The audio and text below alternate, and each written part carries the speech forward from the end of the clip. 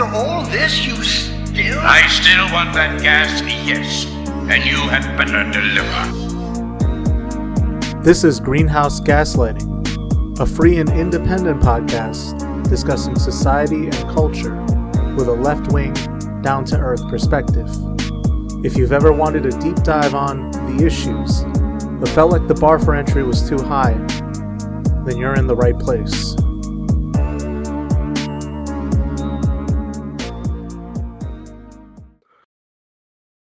All right, folks. Welcome to 2025, and my God. We've been compiling some of the events to talk about this January in order, but I think, Josh, it's probably best if we start with today's marquee event and then work backwards to the day. What do you think? Yeah, I think that makes the most sense. Okay, so we are, 2 hours or an hour after the long-awaited Go ahead.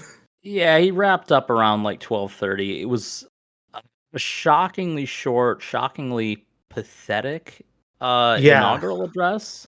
Obviously, they moved it indoors because of the weather, possibly because of crowds as well not being quite up to snuff. Though, hey, I'm sure we'll be gaslit once again About the crowd size. Yeah, in the Capitol Rotunda.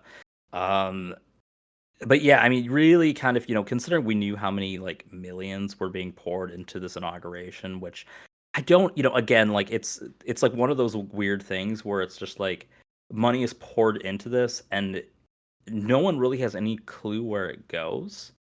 Right. Like, obviously, there's sort of the idea, especially when you see like who is donating a lot of it. It's like, okay, is this like bribery and whatnot? Maybe, like, I mean, I'm not gonna push too far against that notion, but yeah, it's just kind of a weird environment to do it in, and a pretty short speech. He has continued to speak with other crowds as well, and yeah, I mean, it's here we are, the Trump's president once again, for the first time, and depending on who you ask, or the third time, depending on if you ask different crowds. Right. This is like the same thing as Grover Cleveland, where he had like he didn't have consecutive terms, but he had 2 terms after another guy. Yeah. It's interesting you say all that because I also agree that it was similarly anemic. And I got the same anemic vibe from 4 years ago with Biden's inauguration, and then even 4 more before that with Trump's first round, right? And there is something to be said about once you divorce the theatrics of this being a popular performance for a big crowd and having effectively it being done in a chamber of the nation's elite and all these like founding icons is it in the rotunda they did it at? I'm pretty sure. It is, right? Yeah, because like you saw them just, go all around with like the different artwork, and I saw like the paintings of like Columbus landing on the shores of the West Indies. You see that painting of the apotheosis of Washington, and it's like in some ways, if you take into account the ways in which in the waning days of the Biden term, the Democrats have all but admitted there is nothing they can do or will do to put up a show of resistance or at least, express their disappointment in the outcome. It looks like an all-out like Obama and Nancy Pelosi no-showing the inauguration is about. That's about as good as it gets, right? Yeah. And like, hey, I'm not saying it's great, but like, you know what? Like, more power to them. Well, I mean, it's especially, bothersome when you see like Biden and Kamala just smiling through it, giving Trump some of the standing ovations at points, and just like everyone's there. That from like Javier Milei making it of all Well, and there people. was You see, I was gonna say there was a shockingly not as much of like them like participating in the standing ovations as I expected, and some of it was, and I don't necessarily know that I would have expected anything that differently from this fair inauguration, but like, you were kind of talking about like the past ones, right, where there was a certain like anemia to it, right? I mean, the Joe Biden one had a little bit of a like, the nightmare's finally over vibe, which hey, it's maybe at that was a long a brief, last. right, maybe not so much now. But the first Trump one definitely leaned in more on like, yeah, he had some of his ideas that were stupid and whatnot, but I felt like it was more like kind of that, ideas that unite us style American presidency, speech. Type, yeah, This yeah. this wasn't, right? Like this was just a continuation of that, of Very his campaign. half-hearted. Yeah. Yeah, like it was like, the greatest hits, but like the greatest hits that have been like so watered down. He's tired of giving the same speeches. And this is where we're at, where we'll talk about some of the more specific points, but it's like basically just kind of outlining immediately like kind of the myriad of executive orders that are already planned. Right. And yeah, none of them are going to get. I don't think either of our endorsements and whatnot. And just kind of painting this idea that basically I think fundamentally like our issue as like a society in terms of like an ability to sort of build like any type of political reformation is the fact that a lot of people simply buy the idea that um the country, like it's we talked before about how the culture war is kind of this maybe I increasingly see it as less of like a like faux conflict and more like kind of in a like, no, these people actually believe this stuff. Right. But this distraction from like the rich and powerful like exploiting you, but it also seems to me that like the rich and powerful are also very much invested in the culture war project, and its Yeah. purported outcomes, right? I mean, like Elon is definitely the poster child of it, but I don't think, I mean, I definitely don't see Zuck as a bastion of social progress. I mean, he's pretty much kind of out of the closet now with that stuff too, right? I mean, you looked if you've seen any of the stuff with Facebook, I don't know if dropping fact checking is as big of a deal as some people that made it out to be, but you look at like the documents that have leaked about their policies, right? Like Hmm. any number of hate speech things are totally legitimate and allowed on the platform. And like you can't like and just a lot of stuff on there that is it's very much designed to be this right-wing utopia, yet right-wingers will still continue to complain about being oppressed and second class, third class citizens in the society that they have complete control over. Hmm. Hmm.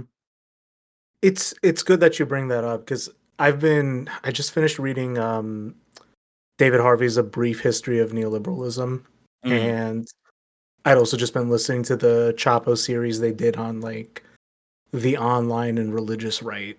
And in Harvey's book, he talks about this phenomenon of, I think he called it policy gridlocking. I forgot the term he used, but as we shift towards the neoliberal direction in domestic and economic policy, right? The avenues by which politics is expressed has to take alternative paths if those sure. lanes are locked down, so to speak, right? So neoconservatism and culture war within it as a dominating strand is the direction that comes up in response to that locking down, right? And we're kind of just living through because that book came out in 2005, so some of those predictions are accurate, some of those diagnoses are dated for the time they were in, but we're kind of just seeing, yeah, like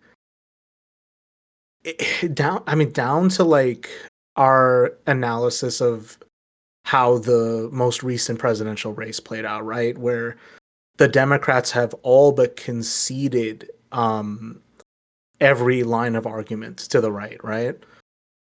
This is the only avenue left. It's the only diagnosis left for the failures of the American state, so to speak, when it comes to ameliorating people's lives.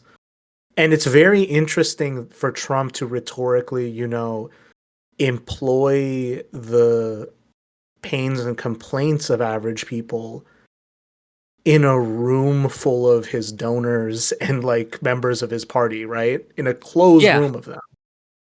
So Yeah. it's the way I just wrote this down in the outline, and you can maybe critique this, but I had this overwhelming sense of like maybe looking at the defining characteristic of politics these days as narcissism, right? And you can kind of see elements of this in both the Democrats and the Republicans now, where there is a major tendency to play the victim and also being simultaneously unsatisfied and incapable once you get what you want. And I couldn't help but see that in like the minute Trump takes the podium, he's just like bored, uninterested, unimpressed, just like mumbling through the speech. I'm here because God wanted me to be here, folks. Right, oh my God, you've been working on the impression. Holy shit. But and then like once the jug hooters really start going off on him, then he starts to get a feel for it because he's only responding to immediate validation. And he's like, and I want to be a peacemaker, folks. That's all I want to be. That part to me was that's why we're taking back Panama, folks. It's going back. It's a big, beautiful canal. It's just all the things that like it's incredibly funny to watch people get entertained by him just repeating the thing that gets them riled up with no definition, style, or substance. And as worried as I think people ought to feel or understandably feel about what's coming, if not in the next 4 years, the next 100 days, it looks simultaneously pathetic as it looks hateful. I don't know how else to read it. Yeah, and I truly wonder on some of those things too. Like, the way he talks about like immigration, like, oh, we're declaring, state of emergency on the southern border. We're reinstating these orders, and boom, the crisis is solved. And he like says it like in real time, like we've just solved this crisis. And Right. I'm wondering if like he's right in the sense that like the lens of seeing it as a crisis just goes away. Like I think at that's just basic performative level, is that like just it? Like we this is a crisis entirely of like the imagination, and that's all it is. I mean, that was literally the summary of how QAnon came to be in like the mid-Trump term, right? It's like, our guy's in, why can't he do the things that we want him to do? So you come up with an elaborate fantasy, but I think in the same way, you're right, that just by putting him in office, the crisis is addressed. It's insane. It's just fucking insane. Yeah, and I think it shows like again how like, despite these being the grown-ups who are concerned about the future of this country, they just are fundamentally unserious from the lowest voter all the way up to the top of the conservative donor group, right? They're not serious people when it comes to addressing like actual problems. Yeah, and I think the people who are serious are the ones who are smart enough to, stay in the back, give their, Sure. give their money to the right hands, put the right faces in front of cameras, influence the right justices getting picked, but they're smart enough to stay out of the camera. But I think, yeah, it's especially frustrating to see Well, that, like, increasingly less so, though, right? I mean, the only people allowed, like, the people front row and center, right? You've got, Musk, you've got Zuck, you've got Bezos. You have the real masters of the you had administration. all like the tech sector has fully aligned with Trump at this point, and as well just inviting the rest of the international right, but also just inviting the Democrats to take the cuck chair, and they came and sat willingly. Yeah. It's insane. It's just it's interesting to watch as you have like the puppet right. Maybe that's our term for them now. Like happily dance, to their master's tunes. And you have the Democrats just happy to sit and like willfully be hostages or willfully like go along with it. They've admitted at this point they don't want to learn any lessons from their failures. So what's to be done? I think it should be uniquely stated at this point. First, to do this on MLK Day is kind of despicable. I don't know why. Sure. I cannot help but feel like it was intentional. It was done to one, do a little bit of erasure, but also like to invoke MLK's memory in the speech. That was incredibly cynical as well as ham-fisted. Another thing to note for all the cinema heads, R.I.P. David Lynch. Today would have been his 79th birthday. Oh, wow. I didn't realize that it was that close. Yeah, so like there is a very Lynchian quality to the inauguration we witnessed today. And I cannot help but just feel as pathetic as it was also incredibly spooky. That's all I can say. Oh, yeah, well, for sure. And as I said, like, so many of like the things that like were talked about of substance on immigration, on, as of today, there are only two genders and all that stuff. Like, Oh my it's fucking god. conservative Oh my garbage. god. Like, we're going to remove any like quote unquote social experiment, like woke stuff from like the military and whatnot. Like, It was all yeah, scare quotes. Yeah. like, yeah, it's like, yeah, just like No one's gonna be telling our troops who they can and can't rape anymore, folks. like just barbaric stuff that like it's the idea that like and even then, right, we're gonna rebuild our military to be the strongest on the earth. What has it been? Like, if not that, like, what has our military been all this time? It's just, it's so wild where like I think, maybe to some extent, particularly I think Gaza deserves a lot of blame for, and the Dems handling of it deserves a lot of blame for how Trump was able to emerge as this quote unquote peace candidate. Yeah. But like, how the fuck does like someone who is basically, I mean, other than the fact that he's saying he's going to end wars, Through how violence. does he? Yeah, end wars through violence, total extermination. Like, just like I don't know how that became just so poison pilled within people. And I know a lot of people who say like, "Oh, he's an anti-war candidate," are grifters. They're not serious people. But enough people buy it because you have grifters and unserious folks like parroting it to them, and they're that's where they get their brain sludge from constantly. It just doesn't like. It bewilders like the imaginations of anyone with like more than a couple brain cells that like this is somehow like a pro peace candidate or anything like that.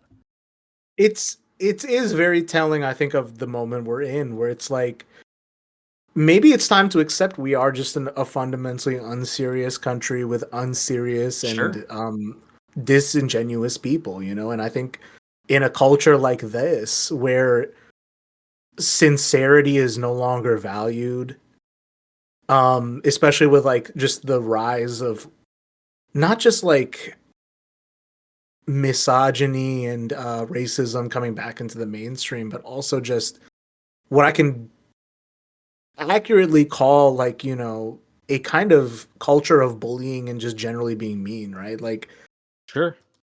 it's just become a very vapid, empty, and hateful culture, And as long as that continues to be the norm, and as long as people continue to devalue sincerity, intellectualism, or any of these other, like, I'm not going to call them virtues, but, just like qualities that are befitting the modern subject, right? we're going to Yeah. continue to see a rise of insincerity in our politics. And if narcissism, like I said, is the defining characteristic of who is selected for and starts to become the mainstream of staffing in either party, right? Then sincerity will continue to go down the drain.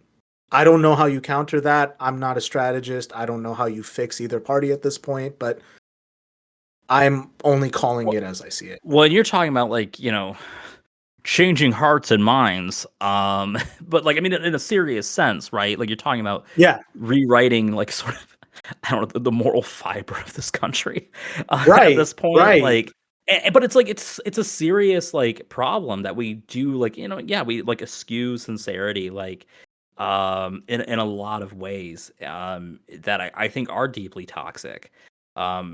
For all the reasons that you've described and more. Like there's, a certain level of like where it's, people, there's always the phrase, you vote for your pocketbook and whatnot. And obviously, sort of groceries was the word of the election, a word that Trump had never heard of. Eggs better be 99 cents by the end of the month. I don't give a fuck. Gas better be $1 if this is what you wanted. And there was like one bit of lip service to it, which was he was going to use like all of the powers of the administration and the bureaucracy to like rapidly reduce prices.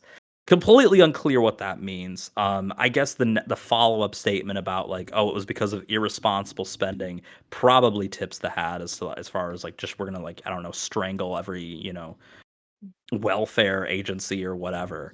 So we're just gonna do a 2008 Eurozone speed run. Is that the play? I mean, pretty much. And it's like like at a certain point, right? Like we've seen these things happen so often that it's just insane to like for anyone to think that like, oh no, this time it will work for real. Promise us. And some of that goes back to sort of the Democratic strategy as well. And I've got plenty to say about their behavior in the past, really the few weeks especially, but kind of throughout this, we've kind of seen Joe Biden's like farewell, like apology tour, for lack of a better term.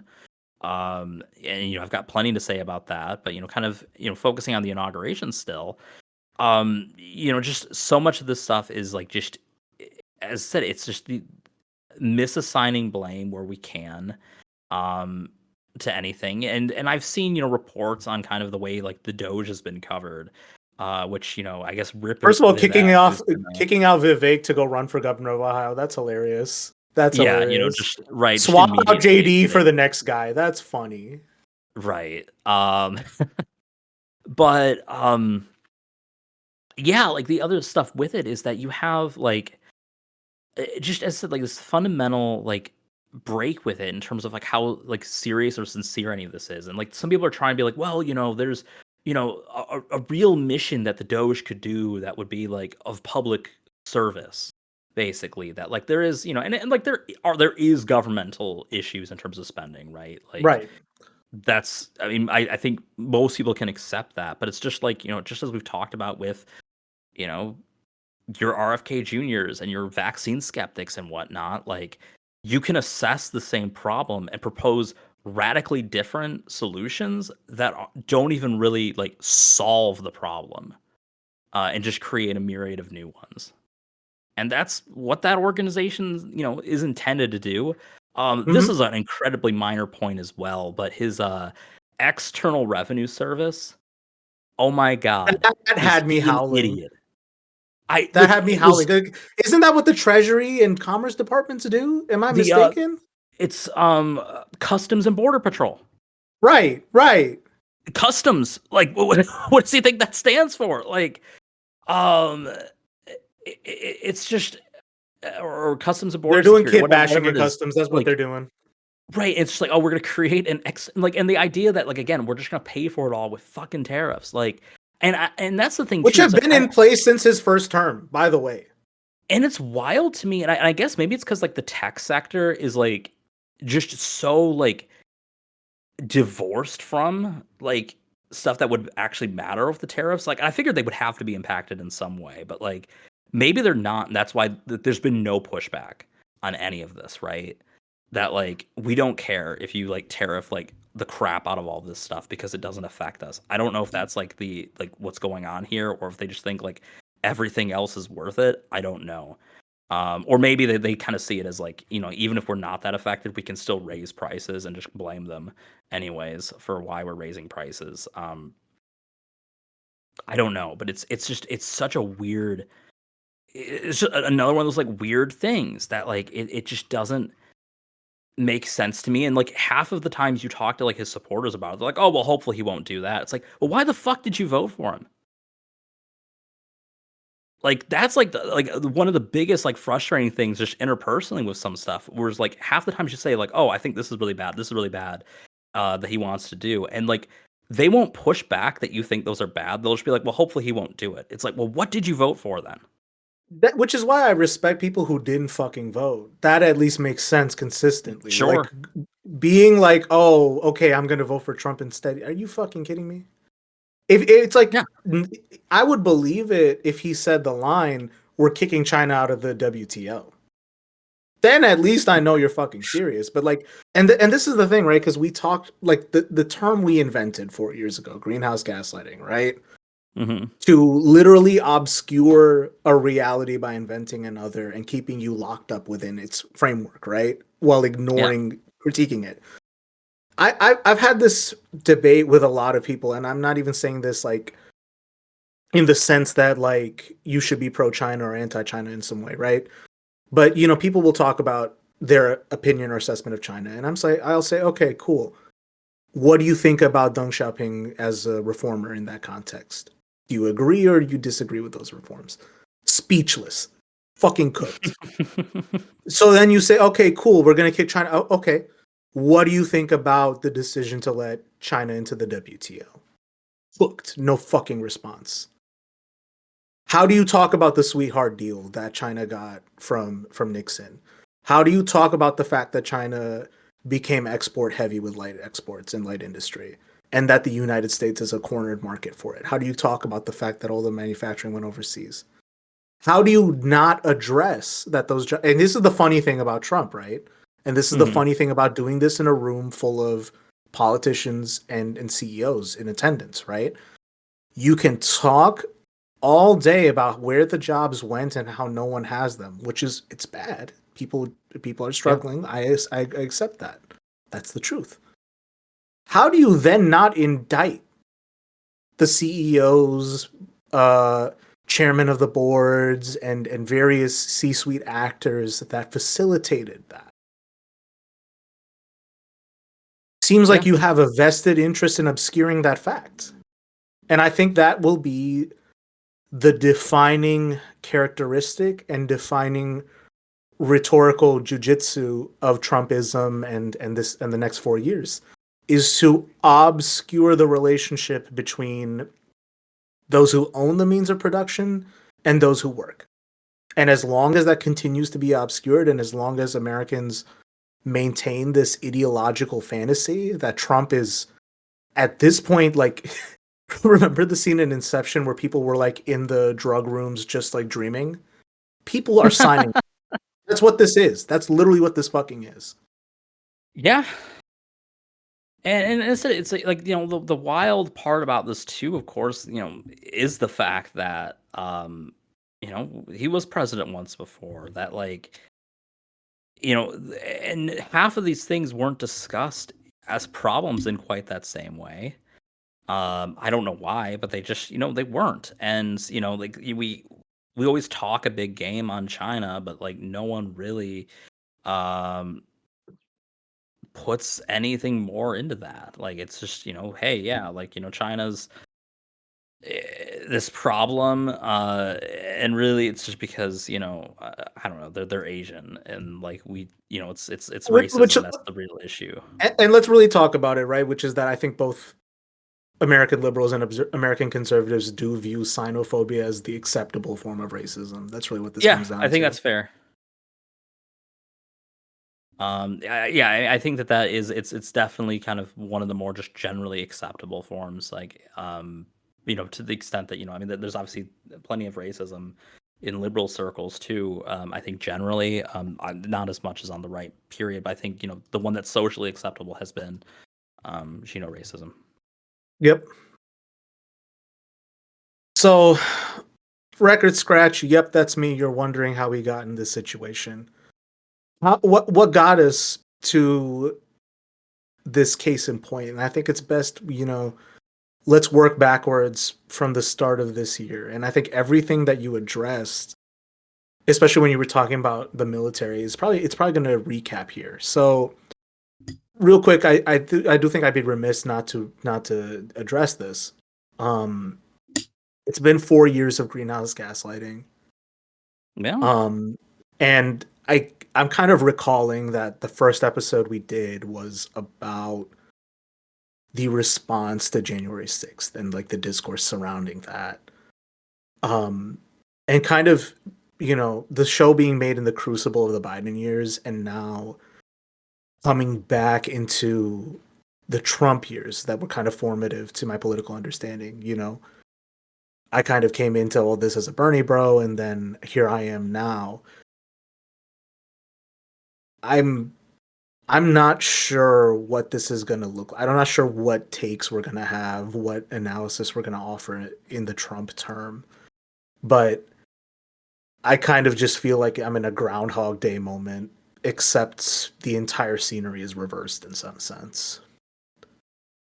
So, starting off the new year with a bang, quite literally. Right. I think that's totally fair too. And one of the things that I was like thinking about as well was kind of like especially I think it's relevant with, sort of the impetus of this podcast and this whole project really kind of tied to January 6th was I saw this thread on Twitter the other day where someone was kind of talking about how like and it was kind of like making fun of like resist libs as like being like the last group of people to really buy like into the notion of like rule of law, and that's why they're outraged about like certain things that are like happening and like a lot of other people just aren't. And I'm like, I think it is like kind of deeply problematic. This will be like one of the few times I really kind of defend, your resist libs. Other than, I guess, ostensibly agreeing with them on that very basic premise, but I think that some of their solutions aren't always correct. But like it's rather unfortunate that we are at a stage where like that's like really like the only subset of the population that like kind of buys the rule of law as a whole. Yeah. Right? That like those further on the left are just so disillusioned with it that we just don't like a lot of us just don't like see it as like a meaningful thing. Like it's the least of our concerns in some respects. Or it's We're just so far disillusioned by down the right. hypocrisy of it, that kind of thing, yeah. Right, yeah, like it's there's just so much disillusionment there. And then on the right, they only care about it in the extent that they can use it to persecute people that they don't like.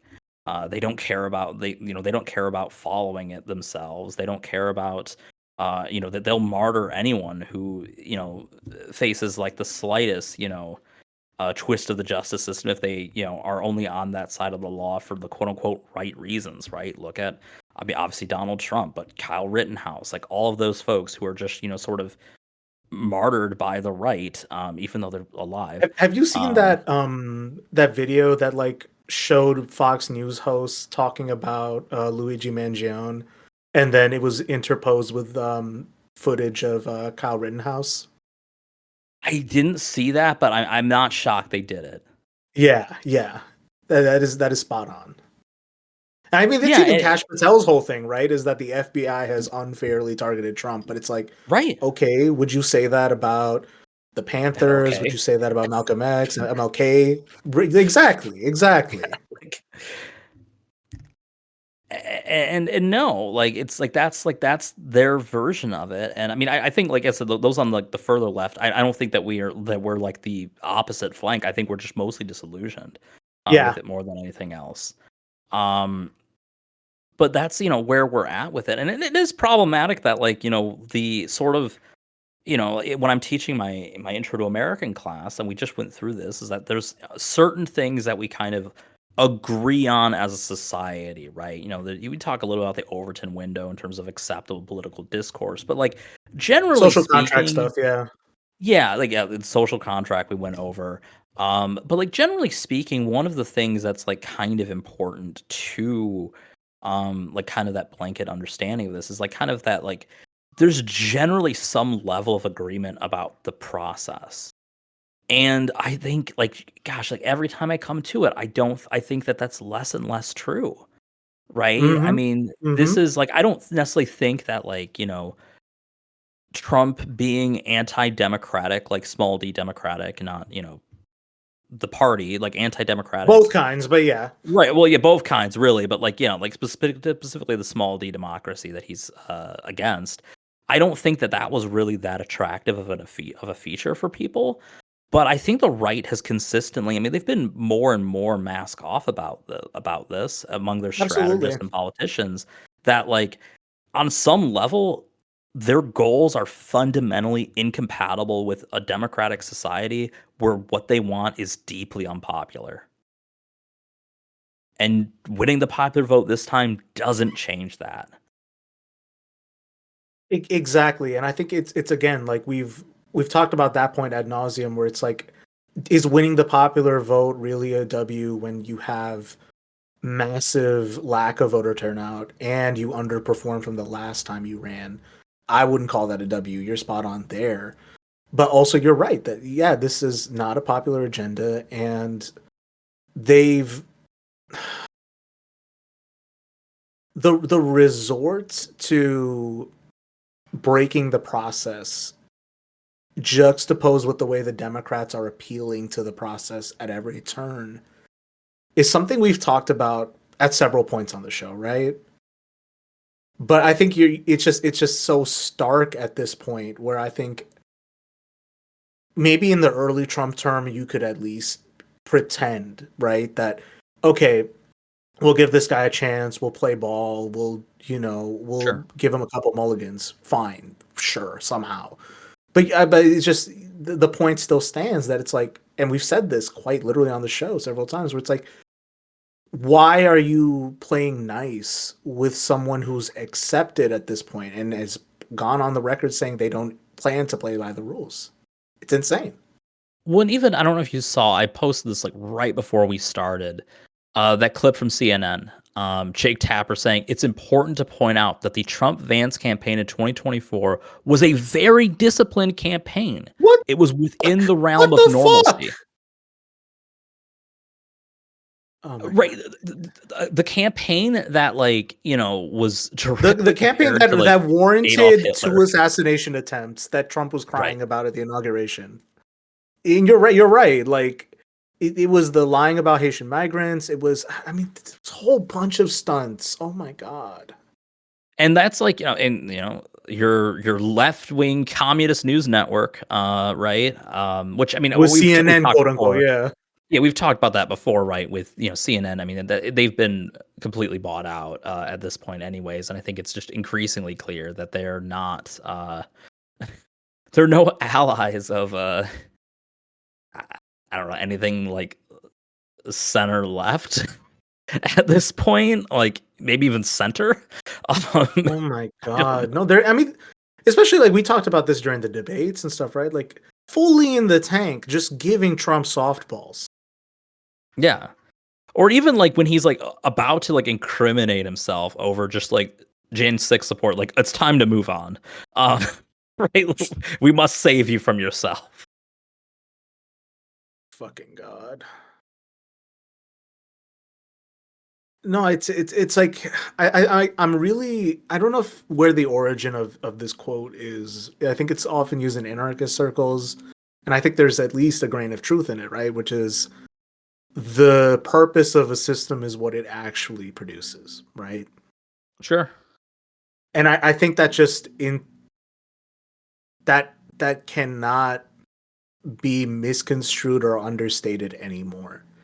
It's going to continue to produce results where the Democratic Party is more like a ratchet on a gear that prevents it moving from left, and the Republican Party is a gear that continuously moves right. And that's the configuration we're in. And I don't know if we're going to have a chance to talk about this article. I'm going to make sure to plug it in the show notes. But it was a survey of Saginaw, Michigan residents who were talking to MDP representatives, Michigan Democratic Party representatives. Mm-hmm. And a lot of people were just asking very frank questions about like why couldn't Kamala win, and all this stuff, right? And the kinds of analyses you're getting from people on the ground. So like someone who was an ex trade union member or trade union organizer had a very telling point, which is like the Democrats have failed to acknowledge there has been a realignment happening for the past 20 years. You know? How do you miss that with all the fucking money in the world? Unless you have an incentive to support that. I don't fucking know. But that's the system we're in at this point. That is the party configuration we're in. Yeah, and I mean, I think that the party generally, and you know, I mean, I'm not going to say they're entirely wrong on this. They generally kind of see the idea that like some of that realignment is because people don't know what they're like.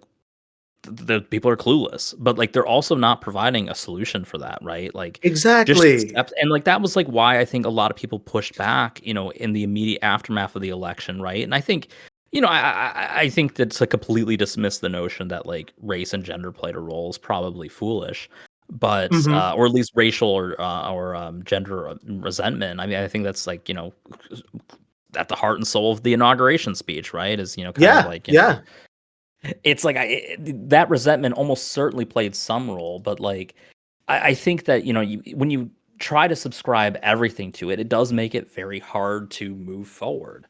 Right? Like, you know, what is your, you know, solution to that, right? Is it, you know, like especially if you're, you know, not going to entertain certain options, like you're very limited in what you can and can't do for that. And you know, there's certain ways, and I think that that's, you know, maybe this is a good time to segue kind of to what I was talking about with the you know, Joe Biden's little apology tour, basically, Yeah. like, you know, as he's, you know, wrapping up his time in office. Well, he's now out of office, right? But as he was wrapping up, you know, he's, you know, doing, you know, these interviews, giving speeches, you know, his farewell address and whatnot, and I was just kind of blown away by how many times it was sort of like this old man, it finally clicked with him, like things that I've been saying for 4 years. That, you know, he's like saying, you know, oh, you know, like I guess I wasn't really good at like the politics side of things, of actually, you know, claiming credit for things I was doing. Oh, you know, like turns out billionaires aren't so great. Um, oh, like, you know, there was like one of the other ones that like really just infuriated me was sort of like, you know, I mean, really, it was the kind of like the not taking credit for things really pissed me off, but also just the idea that you have, you know, like, hey, you know, we're doing all this stuff, and like we poured more money into like red states than blue states, and it really strikes me like that this is exceptionally like annoying, as like, you know, California has been undergoing like the those huge wildfires, right? And the Yeah. conversation at the federal government has been, we must condition aid on them like changing their woke ways. Especially from the Um, Republicans. That's been yeah, disgusting. Meanwhile, yeah, like when it's a disaster that befalls a red state, they want right, unconditional aid. 100%. And I'm not And the one to say fuck them, don't give it, but you get what I'm saying. Like to condition it on such blatantly partisan terms is disgusting.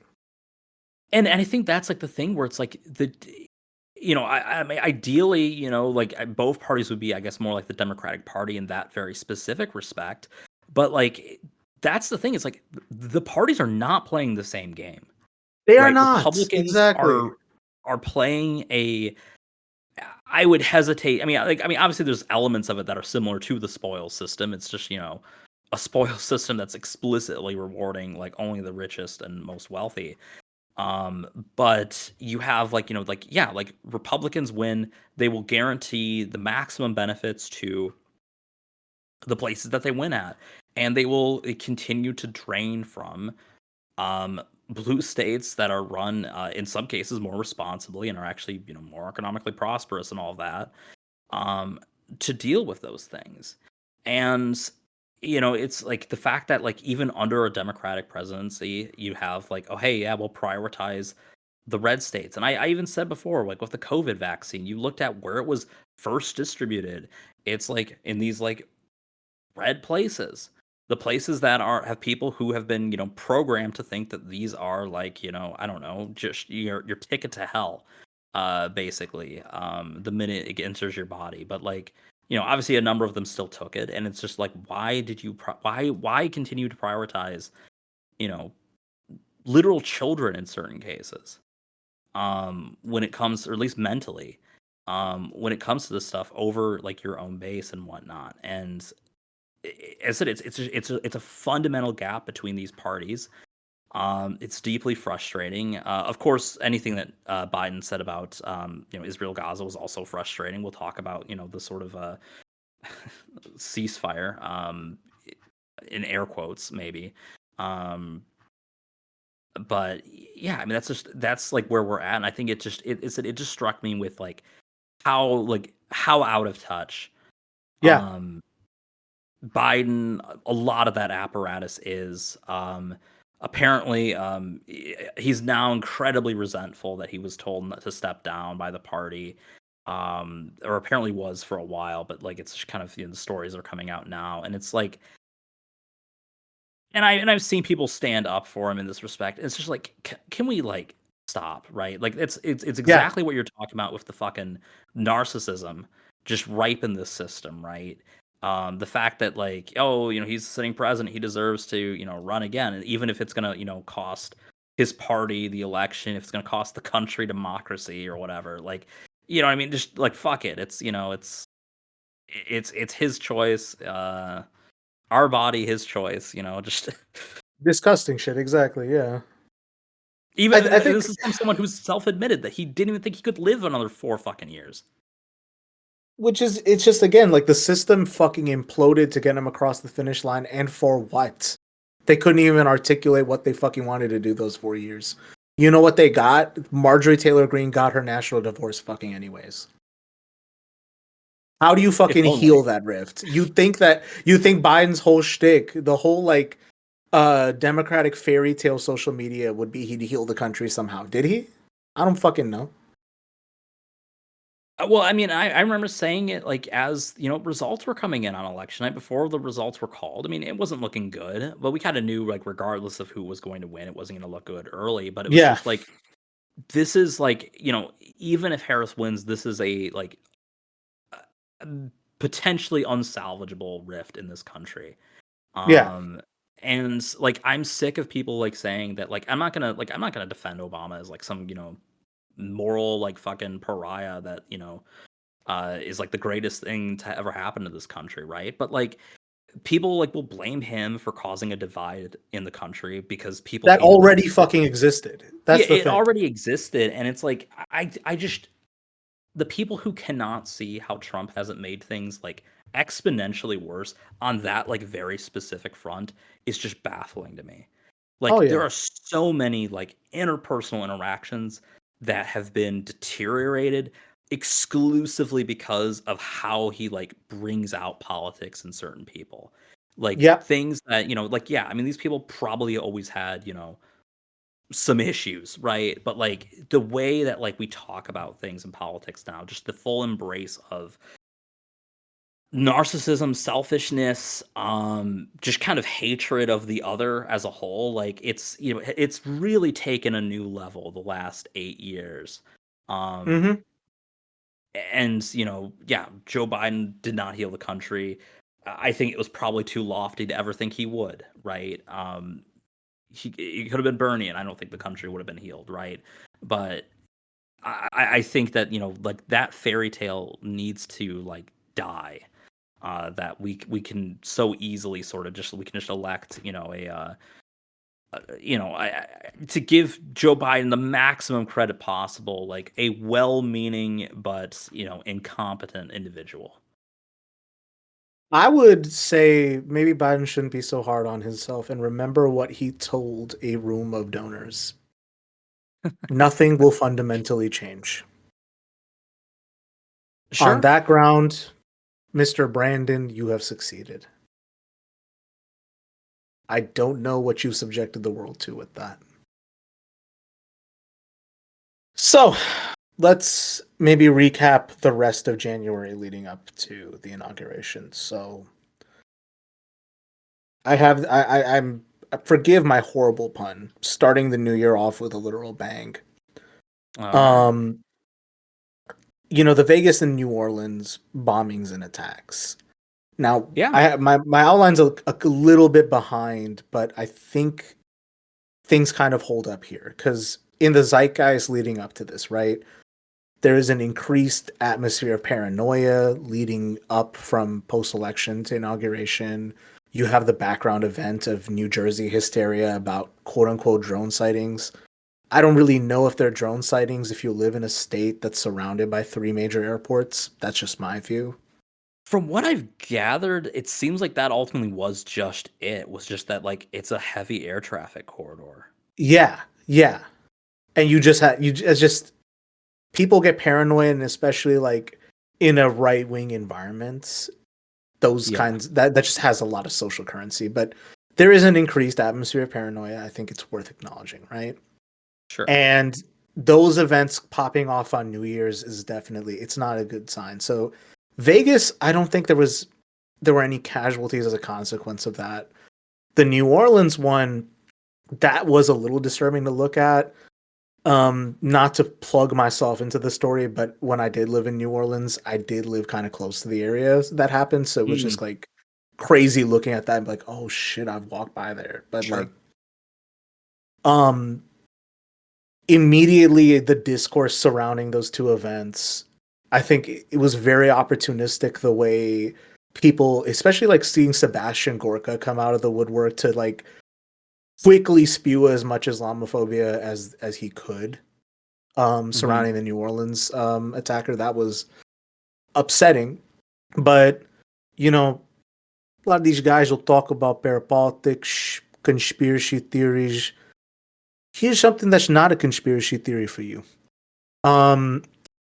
So we talked about Seth Ackerman's Reign of Terror book a couple times on the show.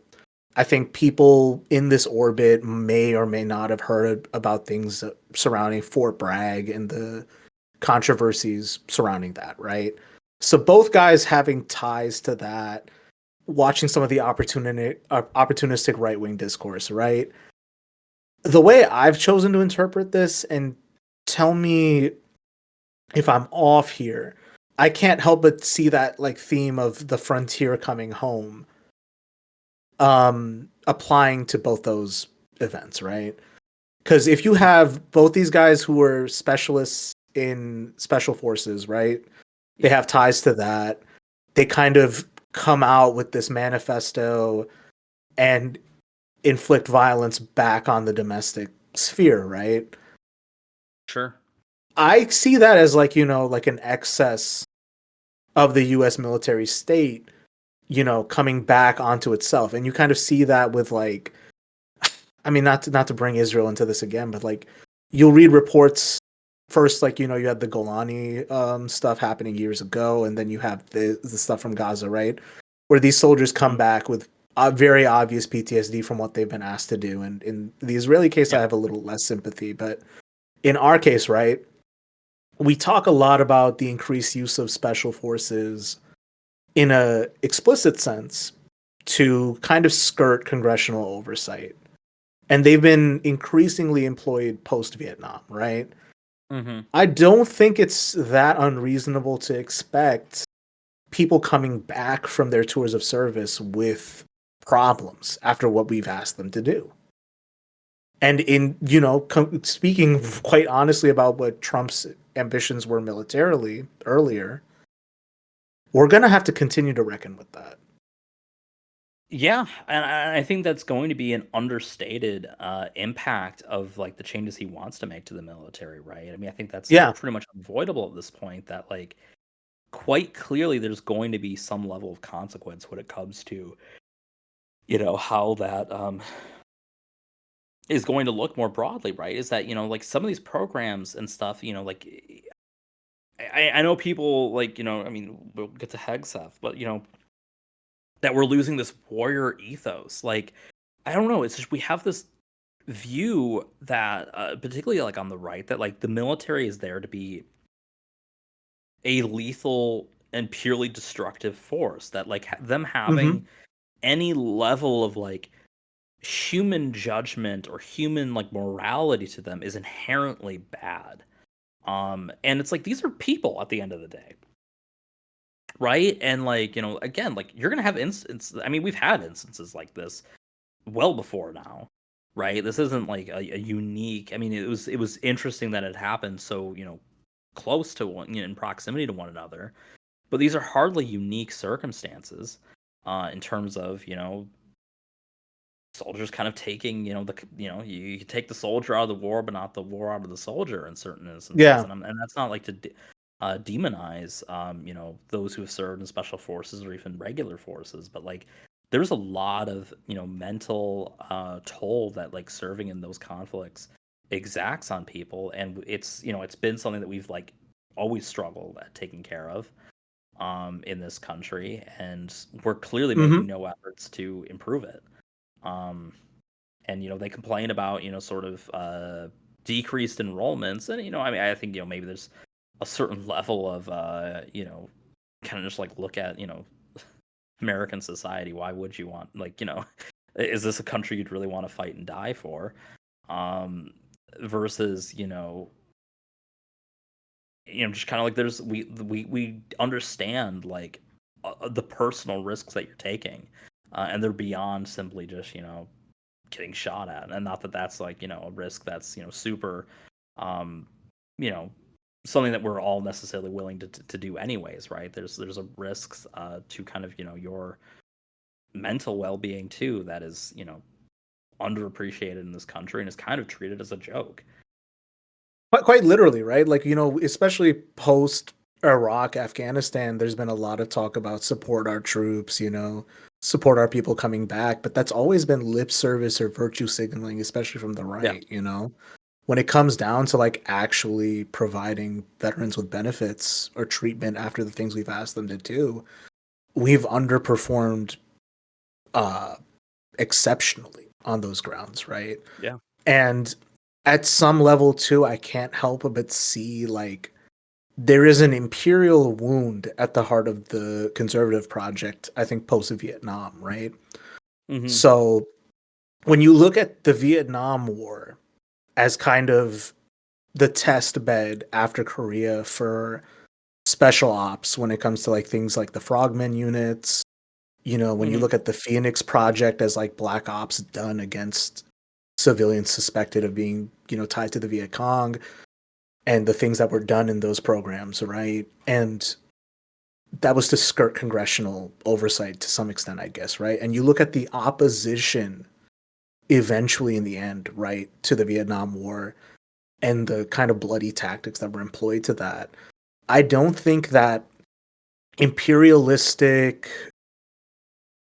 specifically like we talk a lot about white supremacy in America, right? But we don't talk about the element of it that is focused on it, on exerting it on the rest of the world, right?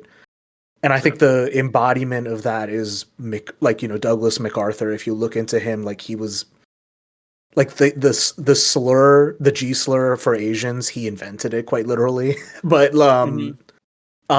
seeing his statue at the inauguration kind of bugged me. But that element of the U.S. state, U.S. elite has never really forgiven the rest of the world and has never forgive the domestic population for how Vietnam turned out. And you're spot on there that that desire to exercise the United States' full force is it's not just at the heart or it's like a suppressed element. It's kind of like it's a frothing desire they have to let's just kill somebody. You know what I'm saying? It's a Yeah. murderous intent that they're just like, when do we get to do it? When do we get to do it?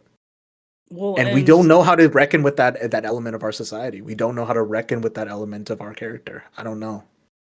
we've that this is something that I know a lot of people are concerned about going into the Trump administration, is the fact that there's been threats to use the military against domestic citizens. Yeah. Right? And On one hand, how militarized the police is, it doesn't seem like you'll need to actually mobilize the military to do that, right? But like if that were to happen, for like one reason or another, um, I mean, just think of the trickle down effect you're gonna have in terms of like, beyond just the barbarism of using our own armed forces on, political dissidents or whatever. Or, like I don't know, like we'll just use it like kind of blanketly on like Latino communities and like on the suspect that they're part of a cartel, right? I mean, like the pretext is already the groundwork has been laid for various pretexts that we could use to justify legally these acts of violence. And if you start deploying troops on the home front and exposing them to forced violent acts, like how do you necessarily disentangle that when they are discharged from those services? Right, it's even harder to sort of separate home from the battlefield under those like conditions. I think let's talk Hegseth on Sure. that subject, right? Because Hegseth is part of that tradition. He wants the blood to spill, and I think like his performance in that recent, was it his full-on confirmation testimony or was it just an inquiry? It was a confirmation hearing. I don't know if it's his only one for sure, because that was just in front of the Armed Services Committee. So I would think, I mean, Okay. he's Secretary of Defense, right? So I would assume he's got to have more than just that oversight committee.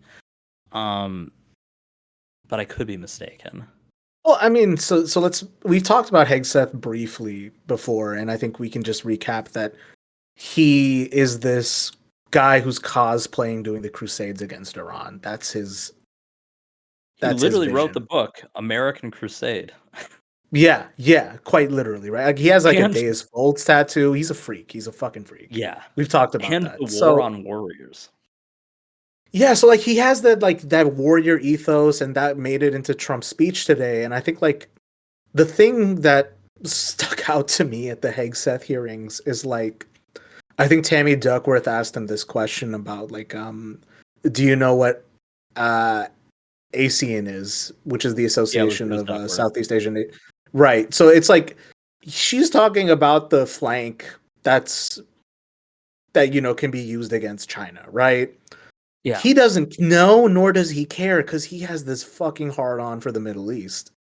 That was insane to watch, and like there's this bloody insane characteristic in the U.S. elite combined with like the foreign policy apparatus and just like Islamophobia and all that stuff. That's what he represents, Yeah. I mean, and to be and fair, that's what Trump's whistling to. and that's kind of like the majority of a lot of like the more controversial cabinet picks, right? Your Tulsi Gabbards, your Patels, all that, very deeply Islamophobic and whatnot. And I mean, as I said, like the Asian question, I mean, I think that was like the one that like just really undercut that, like, this is someone who like isn't even like remotely qualified for this, right? Like I say what, and like I mean I certainly don't like Marco Rubio or like any of the people that Trump has nominated. But like Rubio is in that form of like kind of what's considered like, acceptable qualifications to be Secretary of State, right? Like, yeah, he has pretty bad views over a lot of things as well, but like they're within like the mainstream acceptability.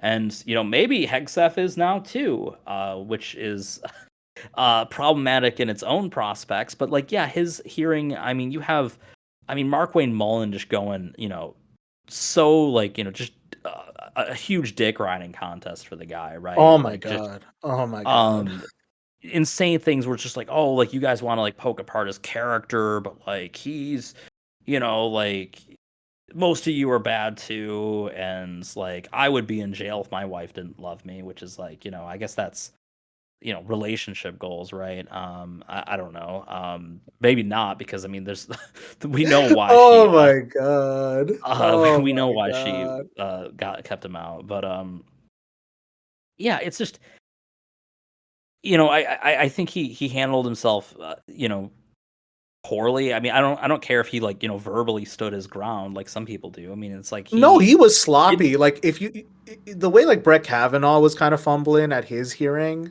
this I was mean, at least he worse. didn't cry, but like, yeah, it was like, just like it's like again like the Asian thing, like deeply important to his position. A lot of these questions that just he wasn't prepared to answer. Or if he did, he answered them poorly. And like, yeah, like I mentioned, I talked about in class. It's like, I know none of you know what Asian is, but I'm not nominating any of you to be Secretary of Defense. Like, Right. so it's it's a complete difference. Like when it's like this is the level of qualification he has, but like, oh hey, he like served at one point, right? Um, deeply resentful of JAGs and things like that. Which I mean, there's there's good reasons to be have issues with them, and there's also bad reasons, and you know where he falls on that. You know where he Good falls on reasons. all Ron these issues. DeSantis is one. Bad reasons. They are the legislative force, or sorry, the judicial force within the army. Yeah, and to And be like fair, like DeSantis, resenting them because they have oversight is yeah. insane. Yeah, and like to be fair, DeSantis represents a lot of what's wrong with them, right? Where it's like he, from what he talks about, fundamentally didn't do his job, right? Yeah. He was there to justify, like, or like kind of play legal like cover for human rights abuses and things like that, rather than supposing to moderate over them. Exactly. Oh my fucking god. So, in the same breath, right? Let's also talk about the recent, just devastating LA wildfires, right? So, in the same breath, it should also be said that Trump's ominous declaration to support oil, just again, like insane shit. You Drill, didn't need baby, to go drill. out, drill, baby, drill, all over again, and In like the inauguration, like in the inauguration right after and there was a clip going around too of like I think the previous wildfires under Trump's terms, experts were talking to him and they were talking to him very seriously about like you've got to address climate change, right? It's not this land management dispute you're saying it is, and just to well, their and face just denying it. Well, and to be fair, like, as like a follow-up on that is you have the idea of them using that leverage on the wildfires today. He refused to move until like the latest possible point on a lot of prior crises that happened in blue states as well. Yep. Including past wildfires and whatnot. It's not even just like, oh, he's not addressing climate change. He's not even willing to address the land management thing unless it's like, hey, I want you to like just cut down trees because like I don't know, they're fucking woke, right? Like, and this is again, this is like the guy who gets like weird defenses that like he's I'm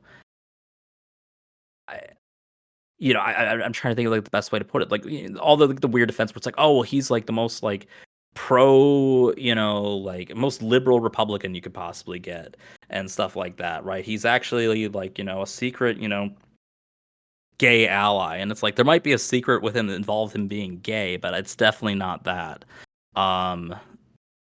Yeah, just the people will take these like out of context voice clips or statements or like things people are doing in the background as like proof. Like Democrats do the same thing. I've seen, but like it's especially pernicious and especially like malicious in the case of the right, where it's just like, see, he supports you guys, and it's like, no, it's not what they say, it's what they do. What has it been in practice? Oh my god. Exactly. And it's just like like choosing to beef with Newsom at a time like this is one. I'm not a Newsom fan. We don't have to Right. talk about that right now, but trying to invent a new enemy in Newsom is very weird shit to do at a time like this. And I'm almost remembering, like, remember, was this 2014 or so when like you had the hurricane hit New Jersey and Chris Christie and Obama, like, Yeah. there's that picture of them like acting amicably, and then it comes up in the 2016 debate between As him like and like Chris Christie committed like the most cardinal sin. Rand Paul was the one who had said that like, oh, you were hugging Obama and whatnot. And this was like, right. and you know, like to the extent that like I'm not saying like right wing politics has like evolved in a positive direction here, but like I think people forget just how fucking petty things were in like 2016 and really before that in a lot of ways, right? Where like, you know, like they're outrageous today, and I'm not saying that they're justified, but like they've always been like granular on some of the dumbest shit imaginable, right? The idea that like the war on terror is still existing because like Obama's woke ass won't just call them Muslims, right? Like the fact that that would suddenly change that instead of, you know, radical jihadist or whatever the back, if he just called it, if he called a spade, in their mind, that would change things. And it's like an active danger to our country that he is not using that specific verbiage. Like it's insane. Like the level of that stuff that just, you know, like was not like being talked about. It's fucking insane. And then it's another thing too, where like you look at the impact of the fires and how quickly that all happened, and you know there were class disparities very evident in how those went out, because you know there was a lot of focus on like rich people's neighborhoods, but many underrepresented neighborhoods were also impacted, and that didn't get enough coverage. How fragile the infrastructure was. And just like another thing that's just not being addressed is like the use of prison labor to address fighting these fires. Everything about it is just like a major indictment of how the United States' response to climate change has been slapdash, but it's also incredibly Johnny come lately. Like the window to act is always now, but like the threat of climate change is no longer a threat, is now a reality, and to live in another state of fantasy about it has been completely infuriating. And that's I don't know if we're gonna get. It's guaranteed the next 4 years, pretty much. It's like, guaranteed. I mean, it was happening under Trump's term. Like these wildfires have Yeah. been happening for a long time, and we're just seeing it recapitulated like days before his term starts. And it's funny because it's like we're not even like, you know, that's like one of the big issues that we have like fundamentally as a culture is it's like it's not even like, you know, like people always say like, oh, politics is supposed to be like, you know, hey, you know, you have two sides that disagree on like the solution to a problem. But like we don't even have that. We have like a refusal to recognize with climate change, with a million other things, that that's even a real thing. Yeah. Right? It's like, well, what's your proposed solution then? Like, oh, well, we don't have one because this isn't real. So like we'll just continue to let these crises happen. We'll continue to respond to them, probably, you know, with as much leverage as possible. And things like that. And it's, you know, and I think that, you know, too, another issue, and you were kind of hinting at this, is like I think the way a lot of these have been, like the wildfires have been covered, it's covered like primarily from a like, hey, you know, like this Hollywood actor's home has been burned down, Right. and stuff like that. And I think, you know, like when I've talked with people about it, that's kind of the lens that they're seeing it through. And I think it's And really not the like fault of, they're not seeing it as like one of the densest, most densely populated areas in the country has been hit with a natural disaster. That's not what they're seeing. yeah, they're seeing it as like, oh, a bunch, like, because I mean, I was talking about, especially my intro class, it was just like, hey, I just see like a bunch of rich people's homes being burned down and I don't really care. And it's like, well, there's a lot more people there. You get some people like, oh, well, like, you know, why are we even building like homes in that area and whatnot? And it's like, well, like, what about like, you know, fucking, you know, New Orleans, Florida, like the entire state of Florida at this point, right? Like, I mean, there's all kinds of real estate that's being built in places that are supposedly unviable. Yeah. And it's like, you know, like there's just, I mean, that is like an entirely separate issue. But like, I think the fact that we're like, especially kind of in like, you know, I don't know if we're, I can't remember. I think someone in the Discord had said this. Is this the year of Luigi Mangione? And I think like, you know, I don't know if it is, but like I do think that like, you know, in that context, right? In the context where like that act is celebrated, this continuous little coverage of like things as like tragedies for rich people makes people like just not care. Yeah. Right? They Yeah. don't care about the wildfires and their effects on, like, I mean, not saying that celebrities aren't real people, but they don't necessarily care about, like, like, yeah, there's, like, yeah, you might have nothing in common with, I don't know, who's someone's famous whose house is burned down. Um, Jamie Lee insert Curtis. Jamie Lee Curtis, right? Maybe you don't give a shit about Jamie Lee Curtis, but, and not that you would necessarily care about, her, I don't know, her pool cleaner's house that also burned down, right? But like, that's someone who's maybe a little bit more relatable to your conditions and whatnot, right? It's not Yeah.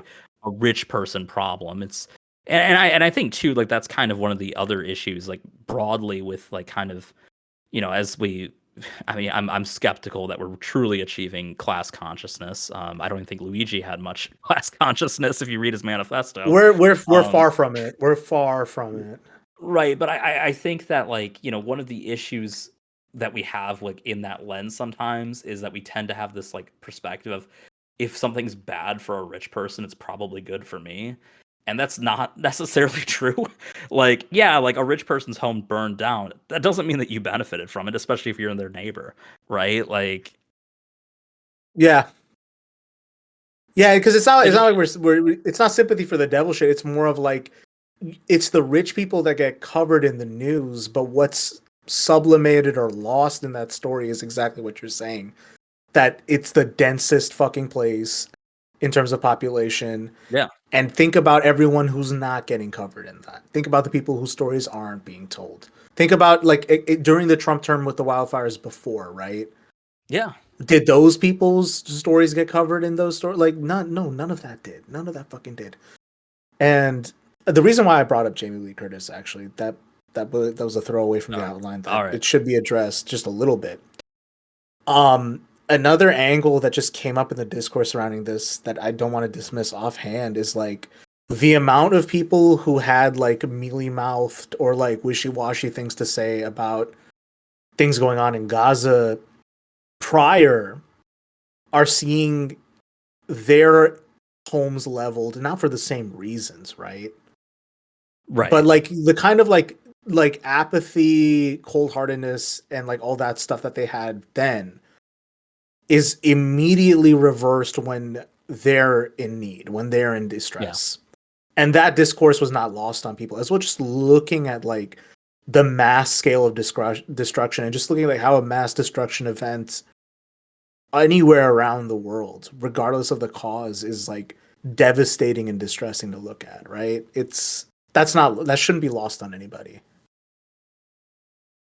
Yeah, and I think that's another, kind of part of like the resentment that we're seeing with this too, which, as I said, I think it's undermined the crisis as a whole because yeah, like I mean you have a focus on stuff that is, less, like it stokes sort of the politics of resentment versus and I don't think it's necessarily super deliberate, but it's, like on like the news media end, but I think some of it's just that like that's I mean, again, they're reporting the news for their masters, right? Like there's, to put it, like blatantly, right? I think that's kind of really a driving factor in how that's like, occurring for them.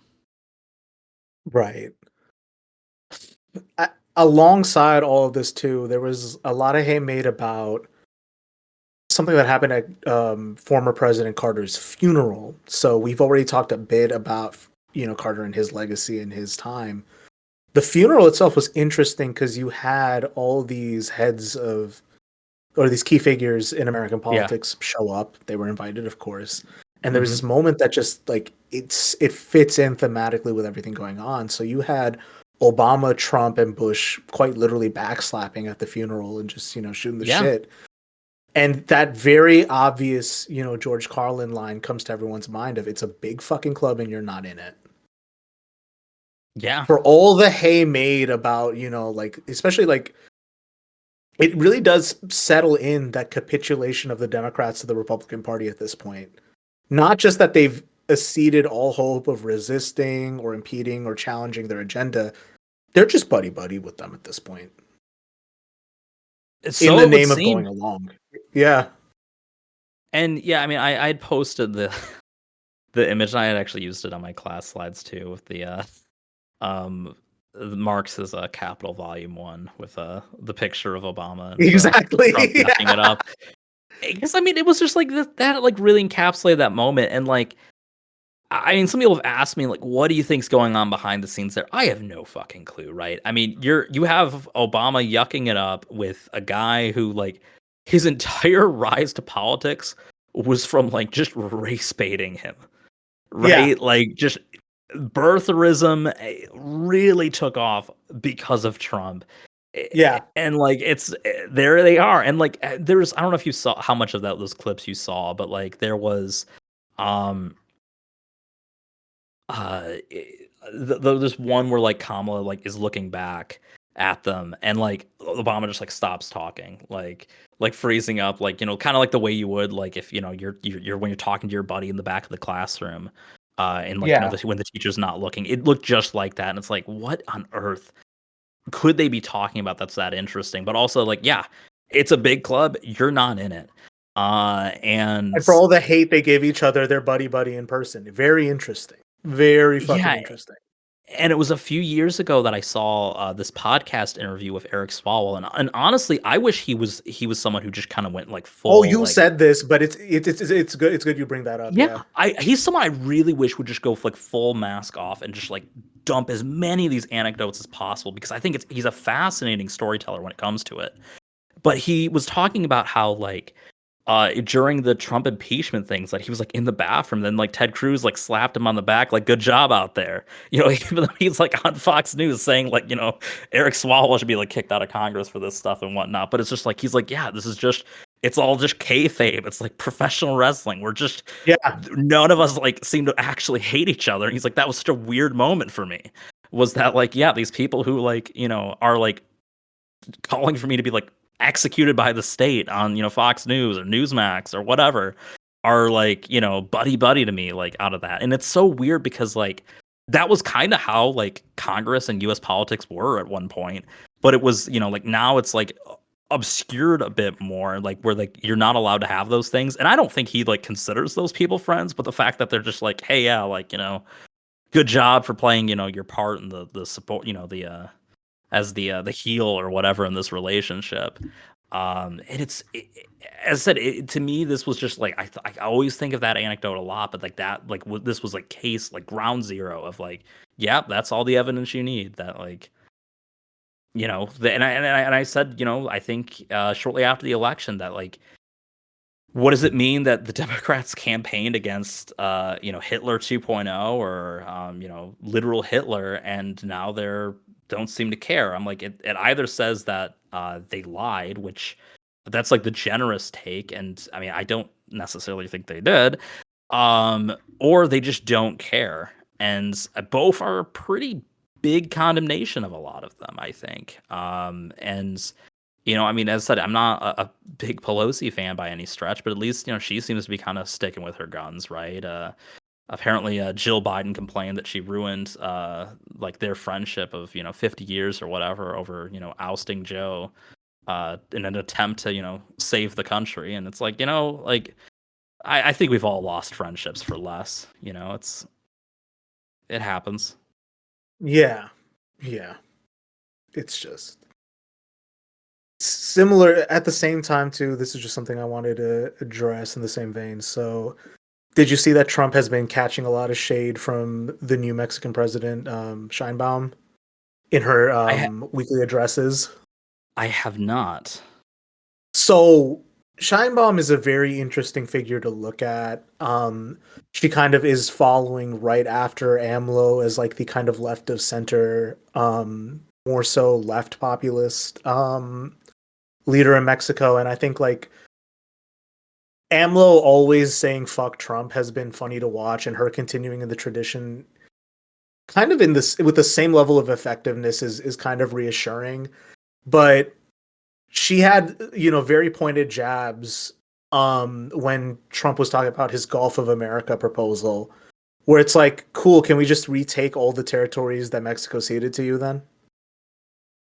I love to see a little brinksmanship when it's like, okay, Trump thinks he's hot shit. Let's really just give it to him then. I love it when I people was try that. I was so shocked that he actually doubled down on that in the inauguration address, to be honest. And like, there's so many like ways that like I shouldn't be surprised by him, but I'm like, wow, like this is like the dumbest thing we have going right now is Gulf of America. Just as like a weird like let's I don't know, patriotism raw like I mean like as if that's gonna like really like I mean maybe if you're in Texas maybe that'll like excite you. I don't know. um no one I know is like, oh man, like I would really love if we just renamed the Gulf of Mexico the Gulf of America. Like it's just like I mean like literally just the dumb performative politics stuff. It's incredibly performative, and I think it's also telling, right? That like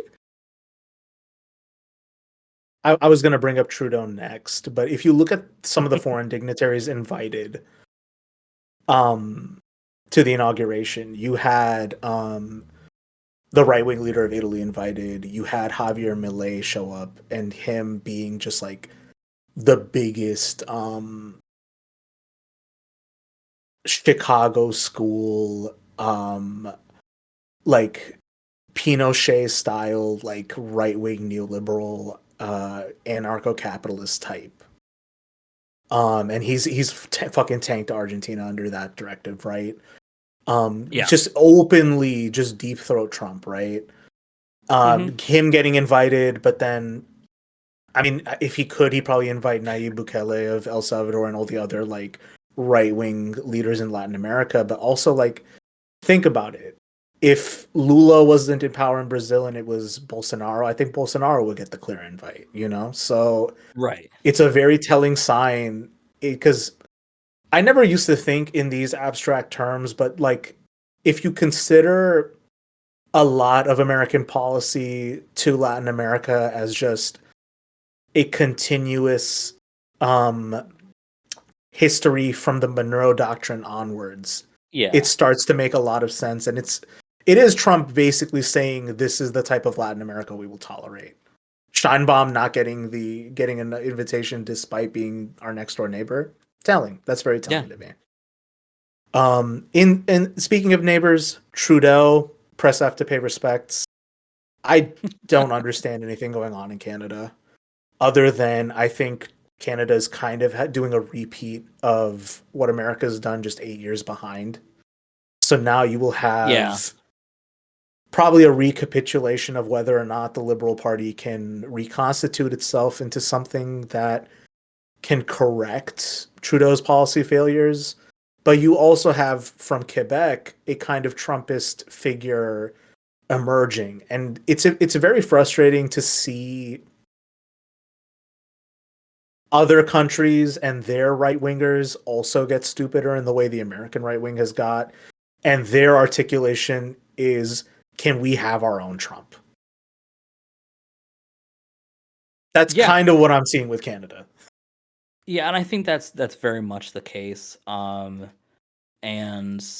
yeah, I mean, there's no other real way to, Yeah, I think Canada was just sort of behind the times on that, right? I mean, you had what happened in the United States, obviously under Trump. Brexit, I mean, was kind of I don't know if that was the first. I mean, you had Turkey as well. I mean, there's been a general pattern of sort of right-wing governments rising across the globe for a while, right? And it's not universal. It's but definitely a lot of it in certain cases, and I think that's kind of where I think that's reflected in what we're seeing there, for sure. So another major item that came up in the inauguration speech, and this was kind of a little bit in my center of attention for a bit, because you also mentioned that there's this hay made about Trump as this peace candidate. You got Trump going back into his Trumpisms with, "That's all I want to be, folks. I just want to be the peace candidate." Yeah. A lot of hay was made about the recent Israel-Palestine ceasefire that came about at the request of Trump's envoy, Steve Witkoff. Now, I didn't celebrate it immediately. I will still not hold my breath about it. I understand why some people are celebrating because an end to the violence for any period is a relief. But um it is indicative of a major failure on Biden's term to not be able to deliver this at any point. But it does prove one critical fact. And by the way, it should be stressed Netanyahu's people put in several filibusters before it was enacted. I don't trust them to fully abide by the terms. There's no reason to trust them. Well, and we also And know that Trump has given them assurances that if they opt to violate this at some point, they will have the full backing of the United States. precisely, and I think that's why it went the way it did is because Trump offered it. And I think it's high time the Democrats accept that. And I'm not even saying this as someone who I'm not even saying this as like you should take my view on Israel before we talk. Like I'm not saying that at all. Is that at what point do you even view Biden's dealings, negotiations, or posture on Israel during the entire post October 7th period as anything advantageous or conciliatory to the United States? He was flagrantly disrespected by Netanyahu and his people the entire time. Yeah. And how do you tolerate that? How did that fucking happen? And I don't, some of it is, there's kind of this debate whether, Biden is sort of uniquely Zionistic in his support for Israel. I don't think he necessarily. I mean, maybe among Democrats, he's definitely more than average. I mean, obviously, Fetterman's probably giving him a big run for that APAC check. Oh my fucking god, yeah. But and speaking of Democrats, capitulating to Trump future, but. I think there's no other way to look at it, right, than like the fact that the Biden administration, I mean, obviously, this deal, to be fair, was basically the exact same one that they had laid out before. Just it was considered, unacceptable by the Netanyahu government for some reason. Right, we can right. talk about what that was, but like, I think the fact that like, yeah, you came up with the deal, but you didn't really push it, you didn't really pursue it with him or Blinken. I think just really.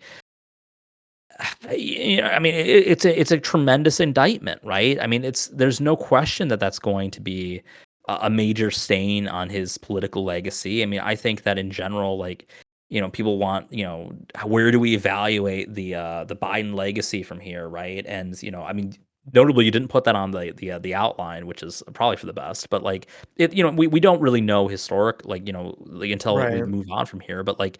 I mean, I kind of stand by what I don't know if I said it on here or even to you at all, actually. If that, like, I think he's really at risk of being seen as like a Buchanan-esque figure in the sense that, like, James Buchanan did a lot to, kind of set things up for the Civil War, but fundamentally, his rankings, it really just boils down to the fact that he's just remembered as the person who failed to stop it from happening.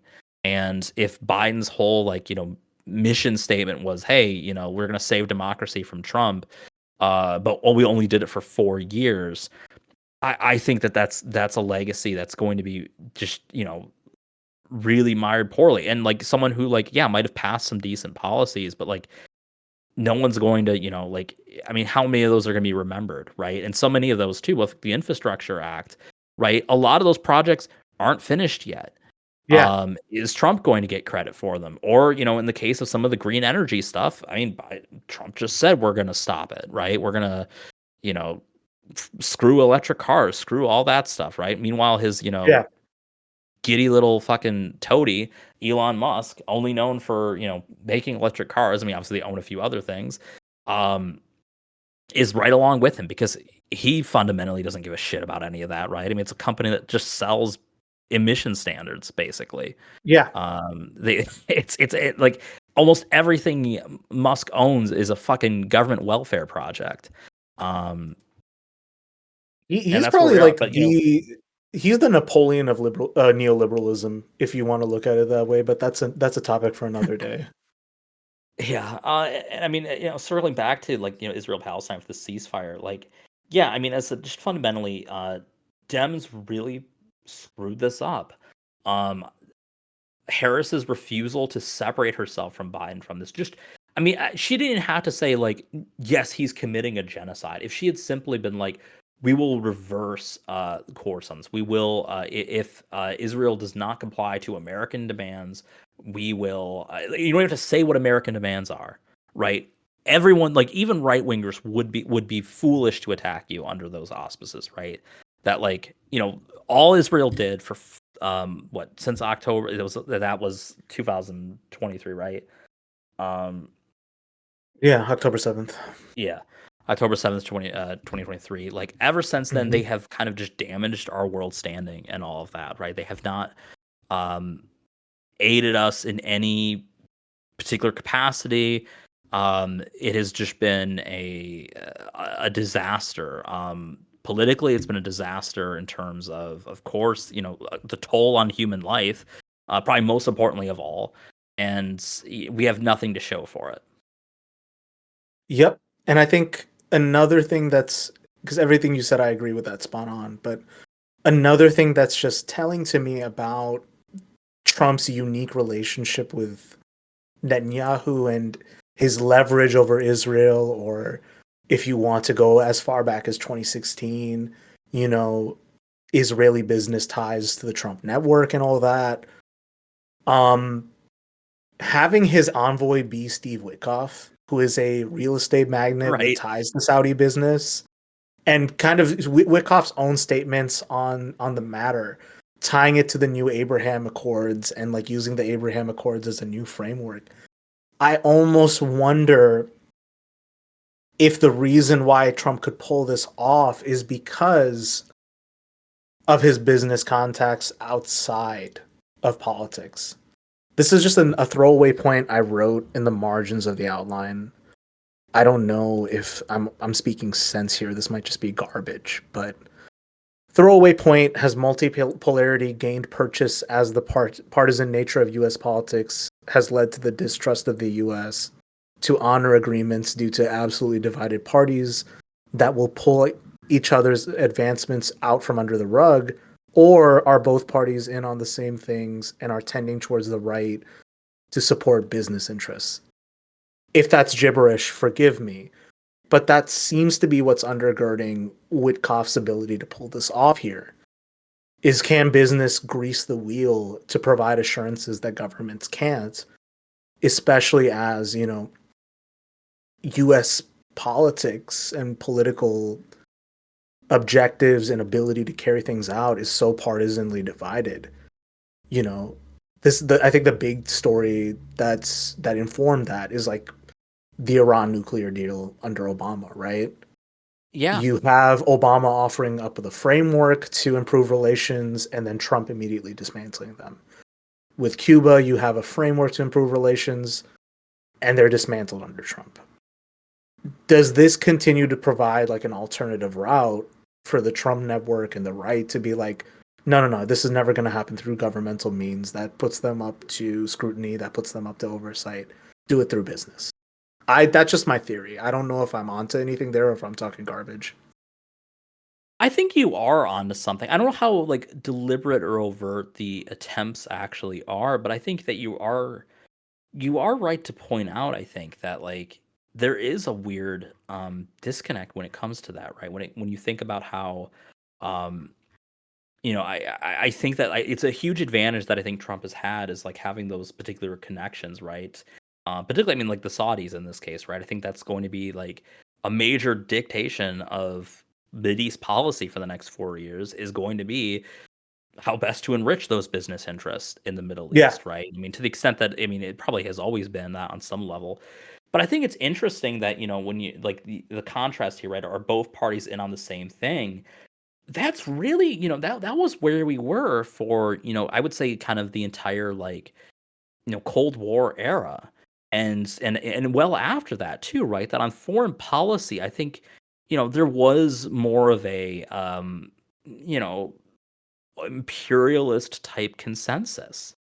in terms of how we pursued foreign policy and how we saw our role in the world. But that has, I mean, I think that it's been a fundamental change, right? Where like the Yeah. partisan nature of politics has really driven things apart. And really, I mean, I would say it's mostly a project that we've seen more so on the right. I haven't seen any Democrats like make efforts to like, oh hey, like Trump negotiated this. Let's like, you know, let's screw it over, right? There was never an attempt to relitigate the new Abraham Accords or like anything like that.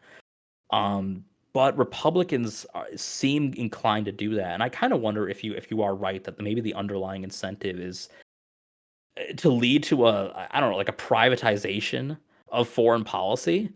I don't know if that's like the underlying objective, or like let's accelerate that privatization of foreign policy, right? I could see it being the case, but I mean, it definitely feels like we are leaning in that direction.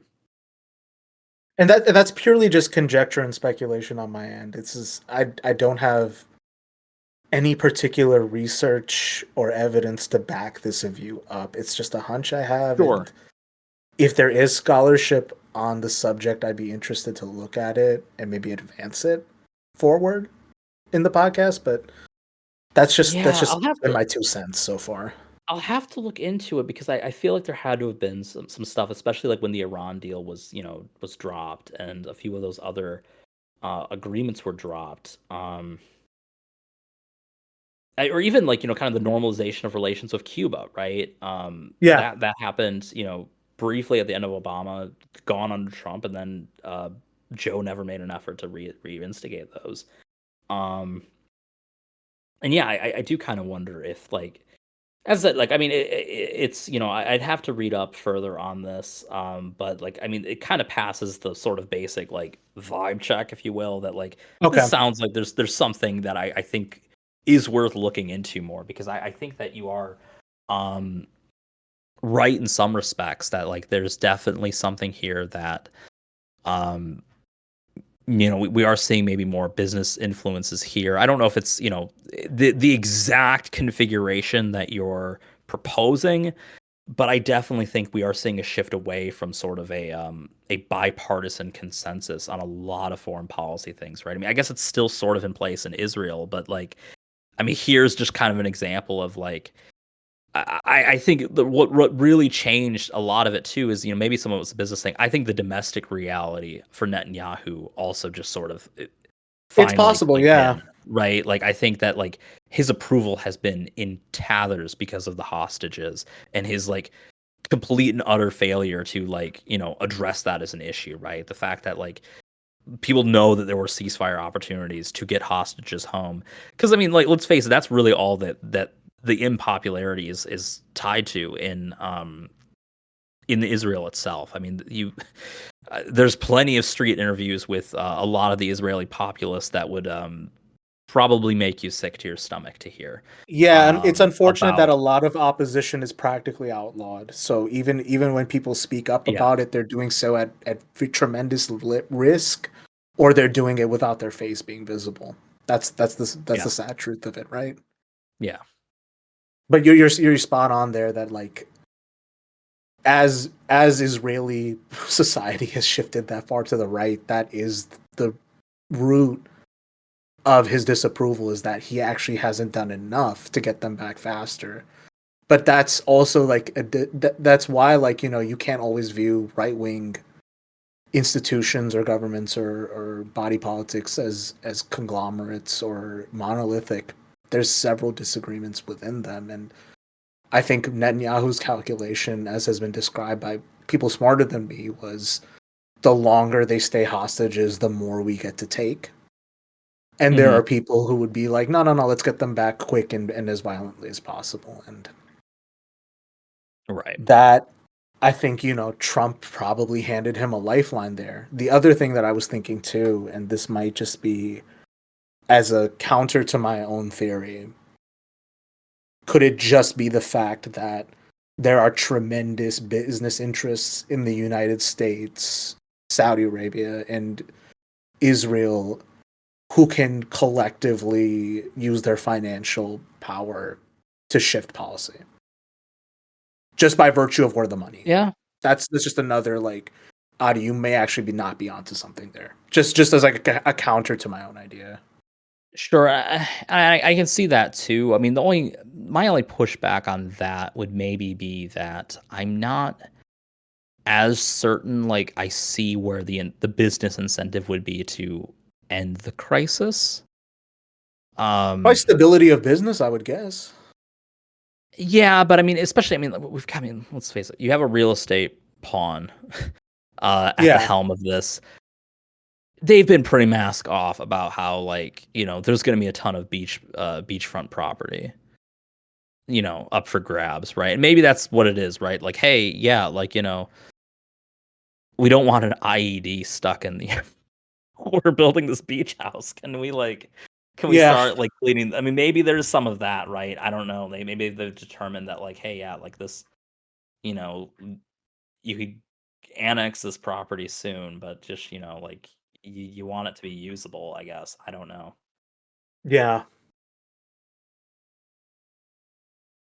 So on the subject of business, I think we're probably at the final point in the outline, and if time permits, maybe we can do our reading series. If not, I'll plug that in the show notes.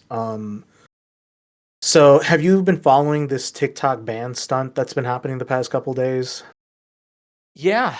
So, I mean, there's a lot of different layers here, but basically, kind of, we're seeing how money can talk, right? Yeah, The Supreme money and Court, TikTok, as it seems. yeah, yeah. Uh-huh. Supreme Court reaffirmed that Congress has the ability to ban an app that it deems dangerous, which I guarantee that is a precedent that will be overturned the minute something they actually like is Yeah, threatened in a similar capacity. Um, because that's just the way the court is now. But yeah, yeah, so because of that, the TikTok was scheduled to be banned Sunday. I think it briefly shut down before Trump passed reassurances that they will reopen it with I can't remember the exact specifics. I think he suggested basically that the US would buy 50% of it. Which my guess is that is probably, and again, this is a guess, it's not rooted in anything that I know for sure. My guess is that's basically just to subsidize either Meta or X or some other conglomerate to purchase it. That the U.S. taxpayer is going to basically subsidize that at 50%. And if in case you were concerned about it being a state-run propaganda machine, um, I don't know, 50% ownership of it does sound like it would probably be more or less in that direction. Um, this is kind of, we haven't really talked as much about the ban itself when it first happened. I think we probably discussed it very briefly, but this is, again, kind of a case where I think blame it has been, misaligned in a lot of ways, where, like, I think that are there problems tied to TikTok? Almost certainly. absolutely, yeah. Um, like the way data has been stolen, things like that, has all been problematic, to say the least. And I think that if Congress was truly concerned about those things, they would outlaw management or mismanagement of data in that capacity, but they won't, because that would also impact Zuck and Musk Precisely, and everyone precisely. else. The real reason, I mean, obviously, kind of, you had, it gained a lot of traction as a frankly, a graphic news source when it came to Israel Palestine. And that seemed to have been like kind of the impetus that, like, this is a dangerous app for the youths to be consuming. And, like, I mean, there's again, the type of short form content on TikTok, like, I mean, there's a lot of psychological studies about how bad that is, but, like, it's, again, like, TikTok is not the sole offender there. Um, this is, there's concerns about the fact that this is suppressing free speech, and those are legitimate. Again, another case of Dems fumbling the ball, having, kind of played along with this up to this point. I don't necessarily think Trump is getting, like, a huge win out of this per se, other than the fact that, like, they thanked him for, keeping the app open to, just, dick ride for the guy again. But, like, I don't see it in quite that sense. But it does, like, I think it is one of those things that, like, has been a problem where, if you're going to sort of campaign on behalf of democracy, like, suppressing free speech like this was an incredibly Mm-hmm.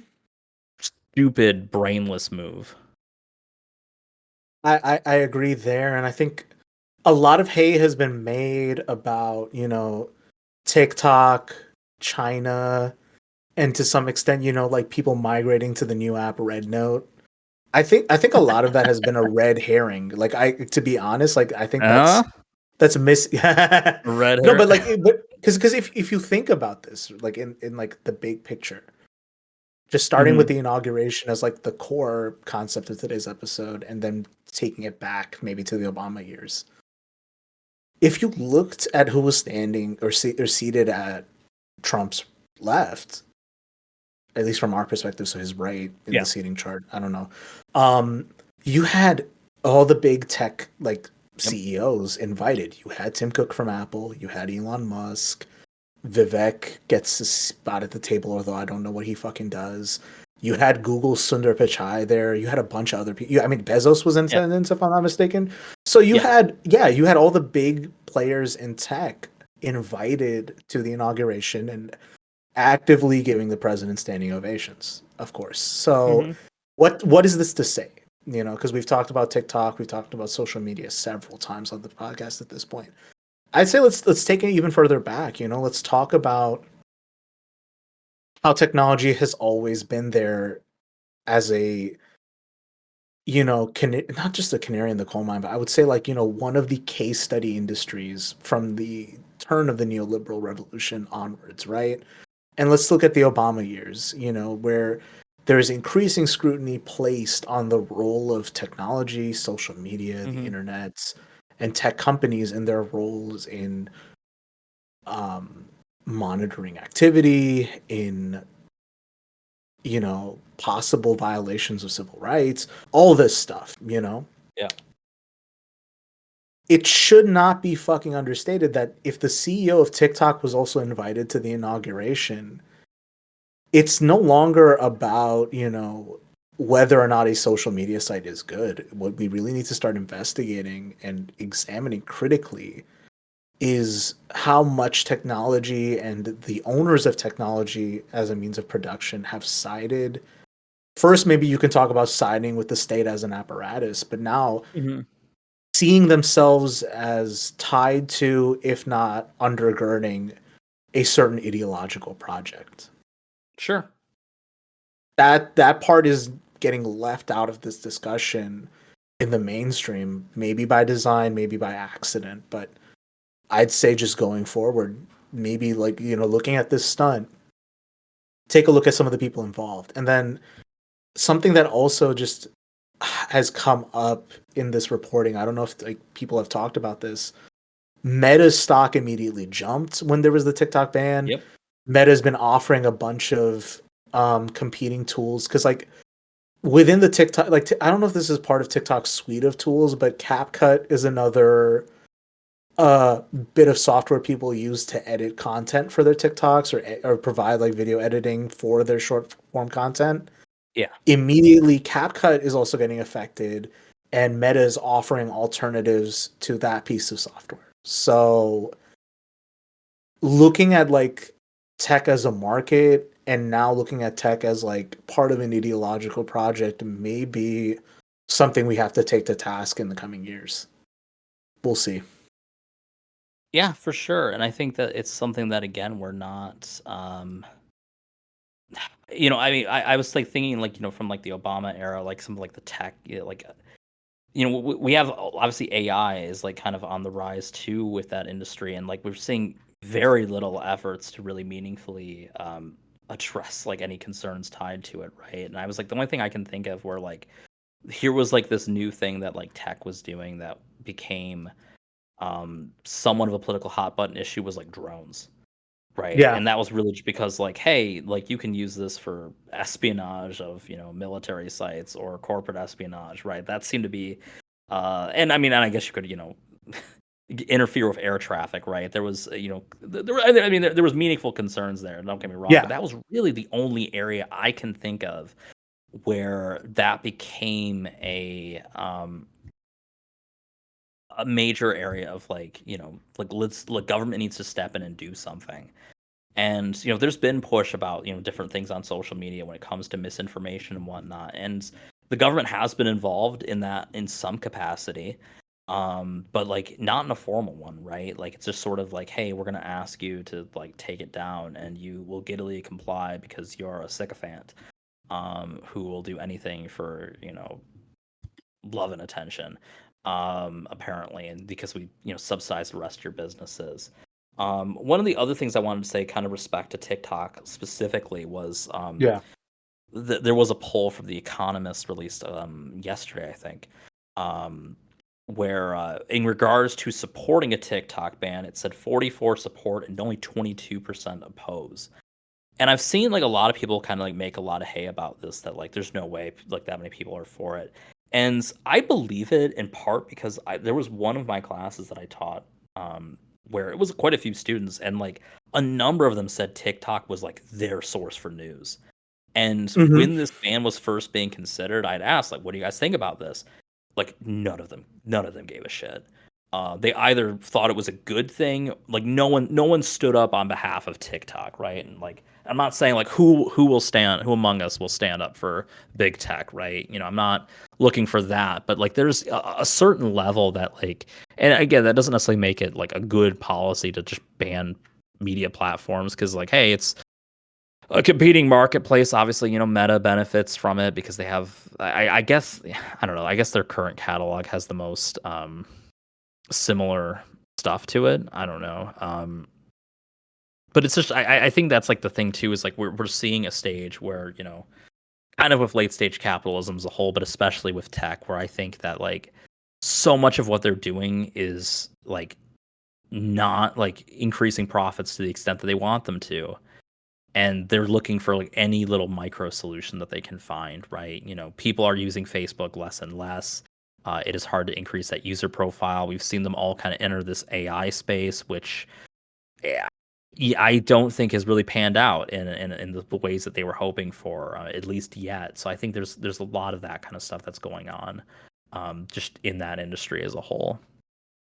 Yeah, and it's interesting you bring that up too, because one thing that I'm starting to notice is as people keep talking about competition as a driving force within capitalism, I don't know if competition and uniqueness really matter the way they do. Because if you take something that's a new game-breaking feature that gets a big user base, everyone just standardizes to fit that. So Yeah. if TikTok prioritizes short-form content, YouTube gets shorts. Meta just starts putting shorts on Instagram.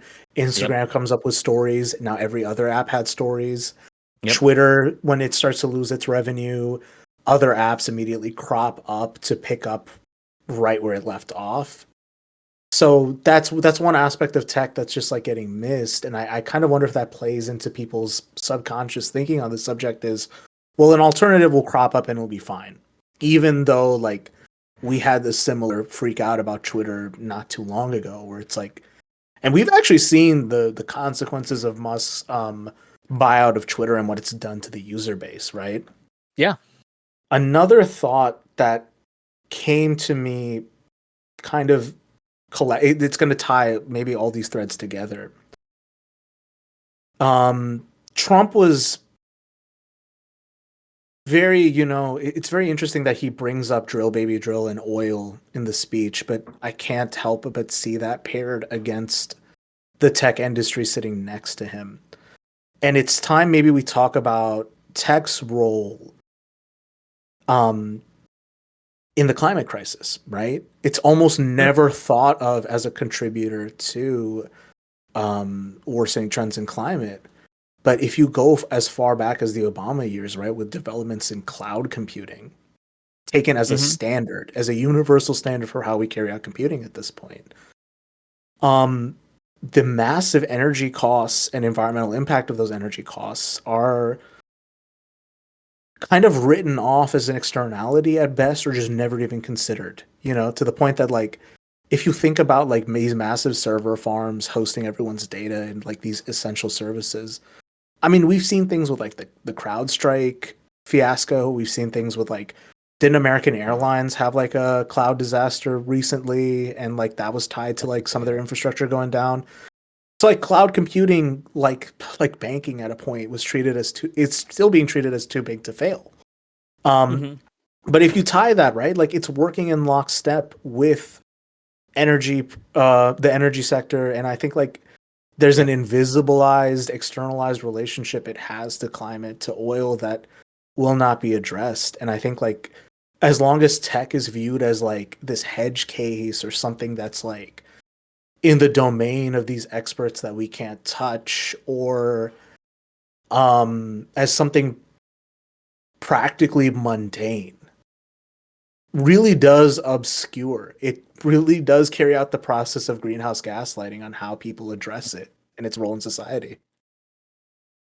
For sure, and I don't know if you saw this, like I think it was at Trump's little I don't know, little powwow last night, pre-inauguration, Mm-hmm. where he was like talking about how like oh, Musk is like so good with the machines and whatnot that like we won Pennsylvania in a Yeah, landslide. he literally Sky was telling me about where it's like he all but admitted that like Musk stole him Pennsylvania. Like what? Yeah, and which I mean raises questions about like was it just there? To what extent like does that like and I don't want to get into like election denialism per se, but I mean let's face it, I'm not going to endorse like belief in the system at this stage of the game. Um, but it's just like it's like we do like just put way too much stock in these folks. Yeah, As I mean, literally, from a stock market perspective as well, I suppose, but like just in general, where like the credibility that they have. Obviously, like there's a ton of like the various components that are used in tech are and with the forced obsolescence thing, I mean, this is something I've always had like an existential dread about is like how much of like especially like when we like crypto mining and like Bitcoin mining was all still like I mean I guess it's still around, but like when that was really taking off, right? Like the amount yeah, of like just these fine components that require like minerals that we have a finite supply of. How at what point did we just like burn all of this to the ground for nothing? yeah. For what And Marx called fictitious capital, quite literally. literally, yeah. It's speaking of burning down. So we have been at this for 2 hours. Do you want to conclude with our reading series or? Go for it. Why not? Okay. So this is actually a reading series that's good for once. So, Josh, have you ever read any of Mike Davis's work? It's not ringing any bells. So Mike Davis is a transformational figure. If I'd say some of his readings like peak, greenhouse gaslighting mindset, but Okay.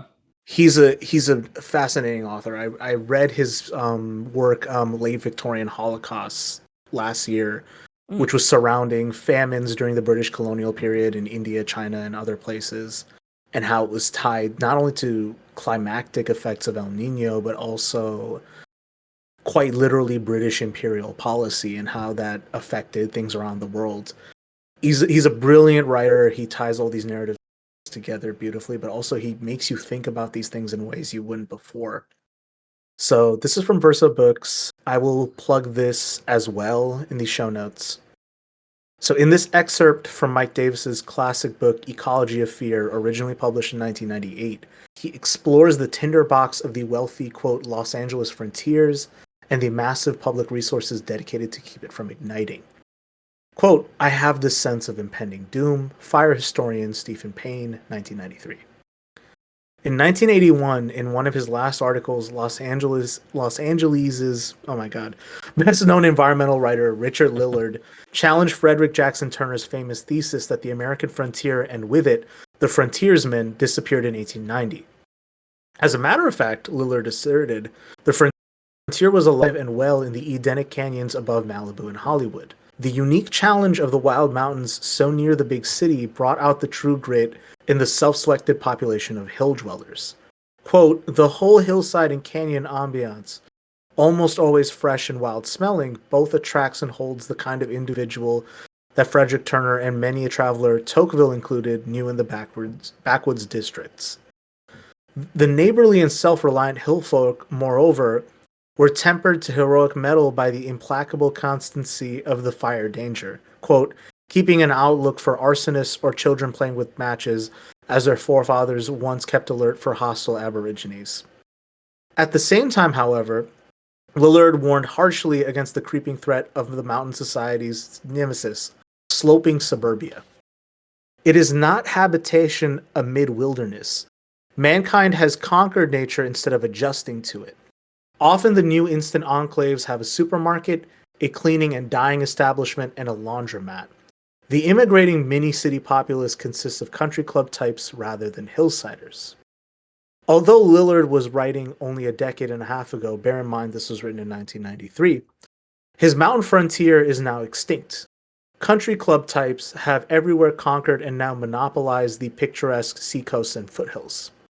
Despite brave but belated attempts at open space conservation like those of the Santa Monica Mountains Conservancy, Southern California's remnant natural landscape continues to be destroyed or privatized. As we saw earlier, fire itself accelerates gentrification, replacement of bohemian lifestyles by snobbery and exclusiveness. The real impetus of this movement to the hills is no longer love of the great outdoors or frontier rusticity, but as critic Rainer Banham recognized in the 1960s, the search for absolute thickets of privacy outside the dense fabric of common citizenship and urban life. So he goes on to kind of talk about the massive amounts of resources to actually sustain this kind of unsustainable housing. So let's just see. The money flows to the Santa Monica Mountains instead of poor areas of Los Angeles because fighting firestorms is an emergency action. In fact, all wildland fires, even 1-acre spots, are treated as emergencies. The Forest Service and other land management agents have no a priori budget. After the fire is suppressed, they just send a bill to the government. Budgeting is a posteriori, which means there are no strings. They can spend as recklessly as possible, but urban fires aren't even treated this way. Meanwhile, the suburbanization of Southern California's remaining landscapes has only accelerated in the face of a perceived deterioration of the metropolitan core. As middle and upper class families flee Los Angeles, especially its older urbanized suburbs like the San Fernando Valley, they seek sanctuaries ever deeper in the rugged contours of the Chaparral Fire. The population, for example, of the Thousand Oaks Agoura Hills corridor, the crucible of all Malibu firestorms, has tripled since 1970 to nearly 60,000. This is again in 1993, with hundreds of new homes scattered like so much kindling across isolated hilltops and ridges.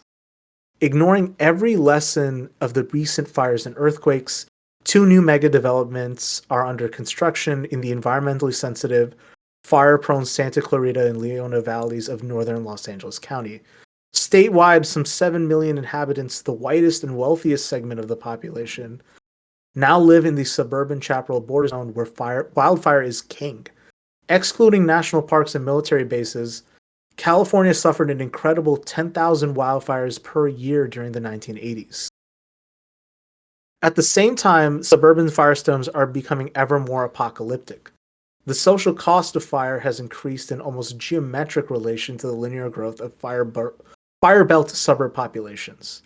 2/3 of all the homes and dwellings destroyed by wildfire since statewide record keeping began in 1923 have been burnt since 1980. If Stephen Pine has suggested that 56 Malibu fire inaugurated a new regime, then the 1991 Oakland fire and the 1993 California fire complex at $1.7 billion insured damage and $1 billion respectively marked the emergence of a new post-suburban fire regime.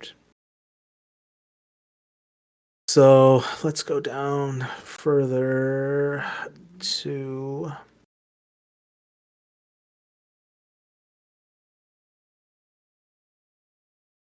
down here. In a typical case, the Los Angeles County Fire Department was recently sued by a Topanga Canyon resident who claimed that controlled burns that would be prescribed as a way to treat the fire risk would make it impossible to sell his home. Mountain homeowners also continue to reject any special fiscal responsibility for the defense of their precarious habitats. Penny pinching Malibuites, for example, have resisted every effort to force them to update their notoriously inefficient water system or widen their narrow, winding streets. Yet, thanks to their disproportionate political clout, they continue to expect the general public will bear the exploding costs of a scientifically discredited strategy of total fire suppression. As Alan Kishbaugh, the president of the powerful Federation of Hillside and Canyon Associations of Los Angeles, which includes Malibu, recently put it, we're sitting in here in our homes doing our part and expecting the best protection available. When it comes to our fire protection, Californians are entitled to the best that exists. See, so let's get to the concluding paragraph. Once again, politicians and the media have allowed the essential land use issue, the rampant, uncontrolled proliferation of firebelt suburbs, to be camouflaged in a neutral discourse about natural hazards and public safety. But safety for the Malibu and Laguna coasts, as well as hundreds of other luxury enclaves and gated hilltop suburbs, is becoming one of the state's major social expenditures. Although, unlike welfare or immigration, it is almost never debated in terms of trade-offs or alternatives. The $100 million cost of mobilizing 15,000 firefighters during Halloween week 1993 may be an increasingly common entry in the public ledger. Needless to say, there is no comparable investment in the fire, toxic, or earthquake safety of inner city communities. Instead, as in so many things, we tolerate two systems of hazard prevention, separate and unequal. That was a lot of text to throw at everybody. We can decompress. I mean, I think, that I think it's a good capstone on sort of the discussion about the wildfires and sort of their consequences, right? And sort of Yeah. that. And this kind of gets into, again, some of what, like, I think the root causes of why that there's been some lack of empathy for this in some cases, right? And the fact that unsustainable choices were made for this, but again, I think that we don't, a lot of people just fail to process the, there might be some choices that are made that aren't, sustainable, aren't maybe good in, a moral, logistical, etc. sense or whatever, but they affect real people, and you have to kind of live in those consequences. Exactly, yeah. Beyond just, sort of the people who do get to make the decisions, right? I mean, there's a reason we refer to politicians sometimes as the decision makers and whatnot. Yeah, and I think it just goes to show that, like, at the heart, because if you look at especially like the right-wing discourse about the fires, it's all been like, why wasn't there enough water? Why wasn't there enough water? And like, no one can state the consensus like reality, which is like, this is the natural course of things. We didn't address climate change. We didn't address this unsustainable building pattern, and we had this bass-ackwards approach. Especially in the case of like these wealthier areas that stole this money to some extent at the extent of others, right? Like, yeah, and from what I understand too, the issue wasn't so much a lack of water; it was exactly, pressure yeah, and usability of that water. Yeah, it was a pressure issue, and also like we don't even talk about the fact that a lot of water availability in California is affected by private water ownership.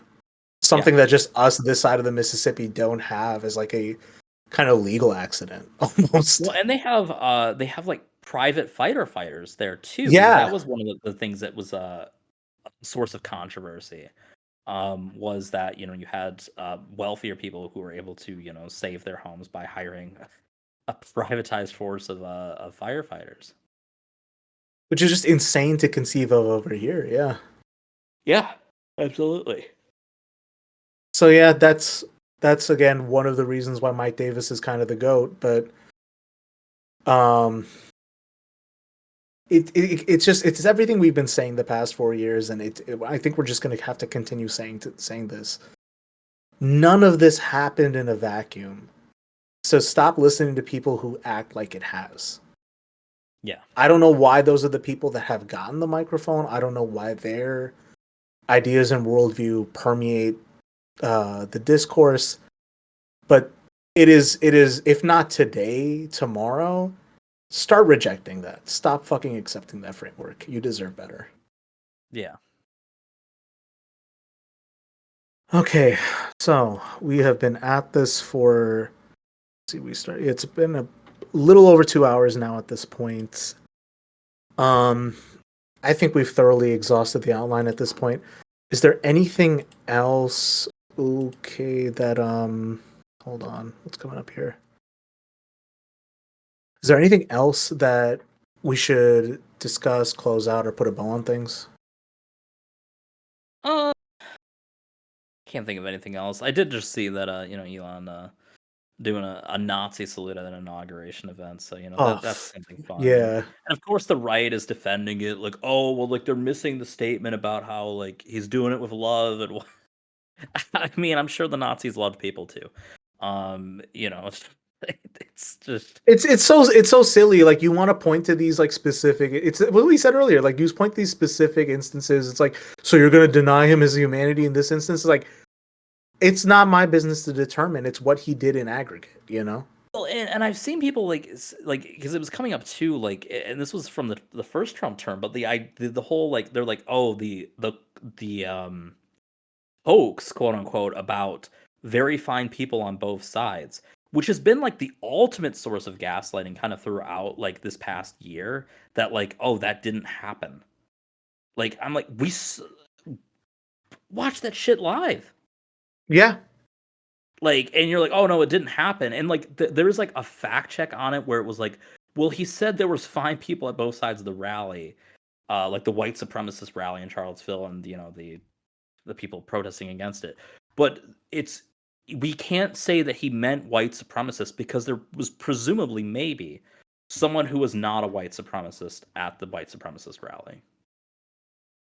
Which is And just, I mean, it's like an insane level of mental gymnastics you have to we employ. talk a lot about finding the moderate voter. Now we're finding the non-racist guy at a Klan rally. That's the new level of like Right. Like, centrist ostrich head in the sand we're at now. I'm just here for for the social interactions, guys. Fucking hell. All right. I think there's no better way to put a bow on that. This has been another episode of Greenhouse Gaslighting. All articles we discussed are going to be in the show notes, as well as links to where you can find more. And we will see you in the next episode. Take care, dear listeners. Bye-bye.